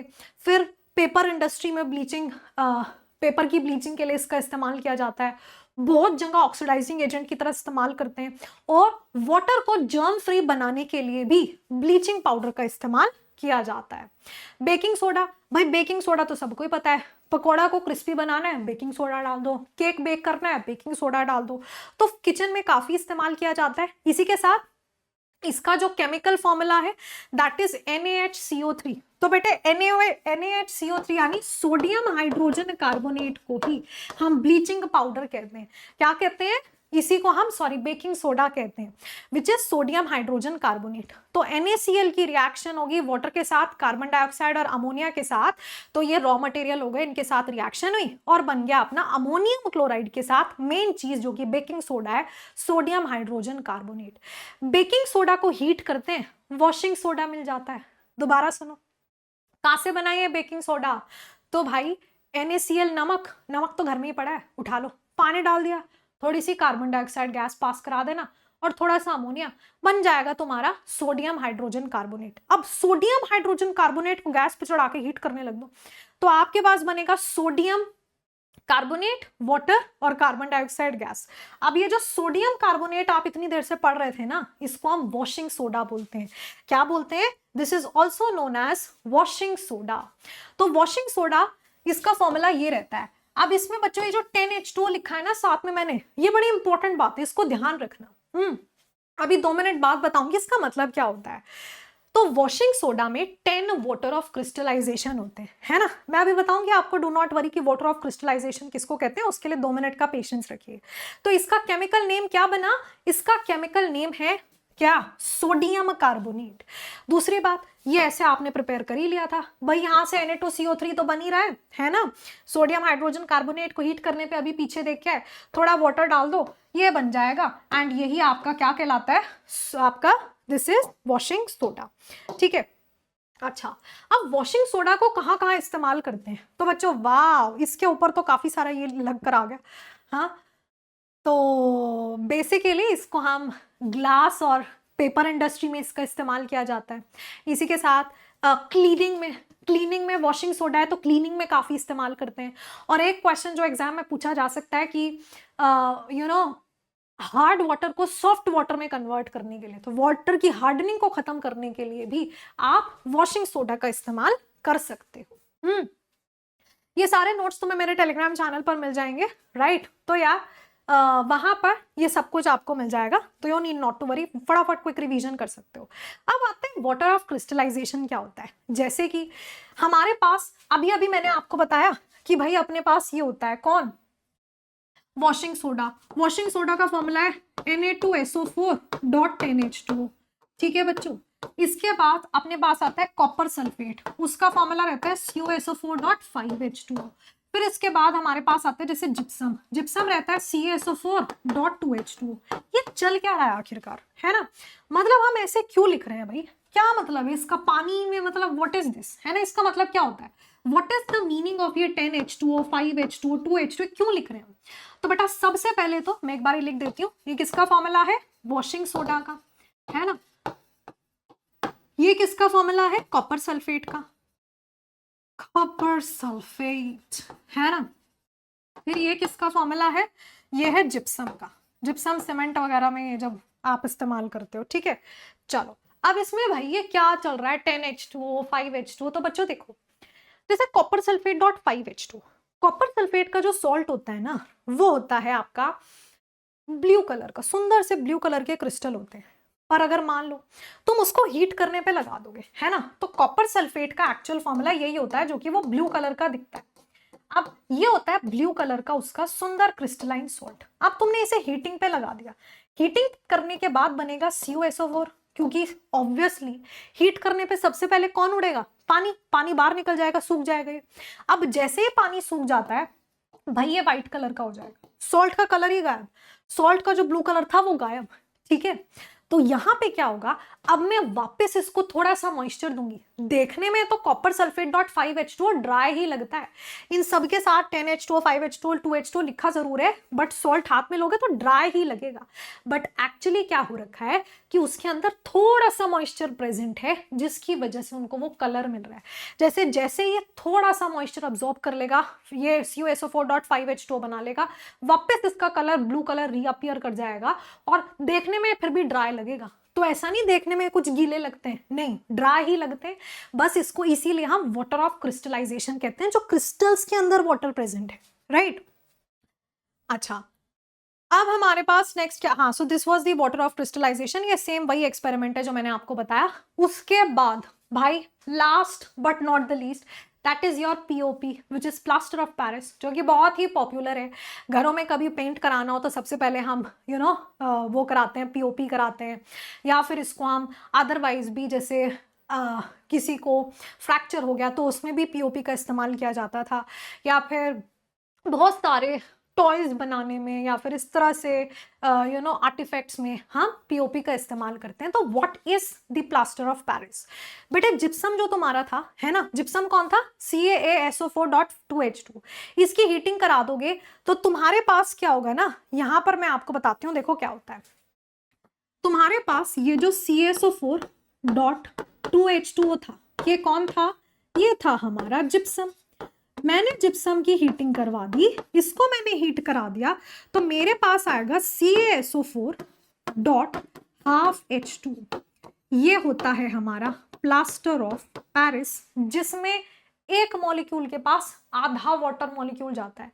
तुम सोचोगे मैम किसी के पास आधा कैसे जा सकता है? तो एक्चुअली क्या होता है, पीओपी के अंदर दो कैल्शियम सल्फेट के बीच में एक वाटर की यूनिट होती है, तो दो कैल्शियम सल्फेट के मॉलिक्यूल एक वाटर मॉलिक्यूल को शेयर कर रहे होते हैं, ठीक है। तो एक के पास तो आधा ही आई, आधी आधी यूनिट आई, तो इसलिए इसको हाफ बोल रहे हैं। तो हाफ मतलब हेमी होता है ना, तो इसको कैल्शियम सल्फेट हेमी हाइड्रेट भी बोल सकते हैं। हाइड्रेट पानी के लिए और हाफ है तो हेमी बोल दिया, ठीक है। तो इसको आप यहां पर लिखा भी होगा, so it is calcium sulphate hemihydrate. ये देखो CaSO4 डॉट हाफ H2, तो इसमें हाफ वाटर मॉलिक्यूल रहेगा। तो बड़ा सिंपल है, पीओपी एक व्हाइट कलर का पाउडर होता है, वाटर के साथ मिक्स कर दो तो आपका जिप्सम में बदल जाएगा और हार्ड सॉलिड मास बना देता है, ठीक है। अब उसके बाद हमारे पास देखो यहाँ पर जिप्सम को हीट किया, पीओपी बन गया, और ये जो आपका पीओपी था इसको मैं पानी डाल दिया तो जिप्सम बन जाएगा, क्योंकि वाटर मॉलिक्यूल आ जाएंगे तो जिप्सम का फॉर्मेशन हो जाएगा, ठीक है। अब भाई पीओपी का कहाँ इस्तेमाल किया जाता है, सबको पता है, फ्रैक्चर में, बोन को सपोर्ट करने के लिए, टॉयज बनाने में, डेकोरेशन मटेरियल्स में, सरफेसेस को स्मूथ करने के लिए, जैसे पेंट से पहले देखो सरफेस को स्मूथ किया जाता है ना। तो दैट इज ऑल। वाओ, बहुत ही जल्दी सिर्फ 90 मिनट्स में हमने इस चैप्टर को पूरा का पूरा कंप्लीट कर लिया है। And trust me, we have covered each and every line of NCERT, each and every activity of NCERT, है ना। तो शुरुआत कहां से हुई कि एसिड कौन है, बेस कौन है। एसिड कौन है, जिसका सार टेस्ट है और जो कि ब्लू लिटमस को रेड में कन्वर्ट कर दे और जो हमें H पॉजिटिव आयंस बनाकर दे दे। बेस कौन है, जिसका बिटर टेस्ट है, जो रेड लिटमस को ब्लू में कन्वर्ट कर दे और जो हमें OH नेगेटिव आयंस बनाकर दे दे। एसिड अगर मेटल के साथ रिएक्ट करता है तो वहां पर क्या करता है, हाइड्रोजन गैस रिलीज होती है, ठीक है। और ऐसे ही आपका बेस भी हाइड्रोजन गैस रिलीज करेगा, जो कि आपका, अगर आप कैंडल के साथ बर्न करोगे तो पॉपअप साउंड के साथ थोड़ा सा एक्सप्लोजन भी देता है। एसिड को मेटल कार्बोनेट या मेटल हाइड्रोजन कार्बोनेट के साथ रिएक्ट कराएं तो salt plus carbon dioxide gas plus water बनता है, और वो कार्बन डाइऑक्साइड गैस को क्विक लाइम यानी कि कैल्शियम हाइड्रोक्साइड से अगर हम पास कराते हैं, क्विक लाइम नहीं, स्लेग लाइम, है ना, से विच इज कैल्शियम हाइड्रोक्साइड से अगर हम पास कराते हैं तो हमारे पास कैल्शियम कार्बोनेट बनता है, जिसकी वजह से वो मिल्की अपीयरेंस आती है। पर अगर एक्सेस में CO2 गैस पास करा दी तो कैल्शियम हाइड्रोजन कार्बोनेट बनेगा, तो वो वापस से कलरलेस हो जाता है ना। और क्या सीखा था, एसिड कोरोसिव इन नेचर है, बर्निंग सेंसेशन प्रोड्यूस करती है, और इसी के साथ हमारे पास नेचुरल इंडिकेटर्स होते हैं जैसे टर्मरिक, ऑल फैक्टर इंडिकेटर्स होते हैं, जैसे उनमें स्मेल एसिडिक मीडियम में रहती है, बेसिक मीडियम में चली जाती है, जैसे onion, clove oil, vanilla essence, और लिटमस सॉल्यूशन था जो कि पर्पल होता है, वैसे तो एसिड में रेड हो जाता है और बेस में ब्लू हो जाता है। फिनोप्थलीन और मिथाइल ऑरेंज, फिनोप्थलीन एसिड में रेड और बेस में आपका येलो, और वहीं फिनोप्थलीन एसिड में कलरलेस और बेस में क्या होता है, पिंक इन कलर होता है। फिर हमने बेसिस के बारे में भी जाना कि भाई बेस जो है आपके OH नेगेटिव आयंस प्रोड्यूस करते हैं, और इसी के साथ उनकी भी हमने प्रॉपर्टीज देखी, एसिड और बेस रिएक्ट करें तो सॉल्ट का फॉर्मेशन होता है, न्यूट्रलाइजेशन रिएक्शन होती है। फिर हमने उसके बाद पीएच स्केल देखा, 0 से 7 acidic range, 7 to 14 basic range, और 7 पर होता है आपका पीएच न्यूट्रल। देन हमने कवर किए कुछ डेली लाइफ एग्जांपल्स जो कि पीएच पर बेस थे, और फिर हमने कुछ कंपाउंड्स को सीख लिया, प्लास्टर ऑफ पेरिस और उसके एप्लीकेशंस के साथ ये चैप्टर फिनिश हो जाता है। दैट इज ऑल एवरीवन, मुझे बहुत मजा आया भाई, है ना। एंड बताना कि चैप्टर आपको कैसा लगा, और मैंने बहुत ही कंसाइज मैनर में सारी डिटेल्स कवर की सिर्फ कुछ ही समय में, बिकॉज चैप्टर भी छोटा था। और अब इसके बाद हम मिलेंगे क्वेश्चन प्रैक्टिस सेशन में, तो ज़रूर आइएगा, बहुत मज़ा आपको आएगा।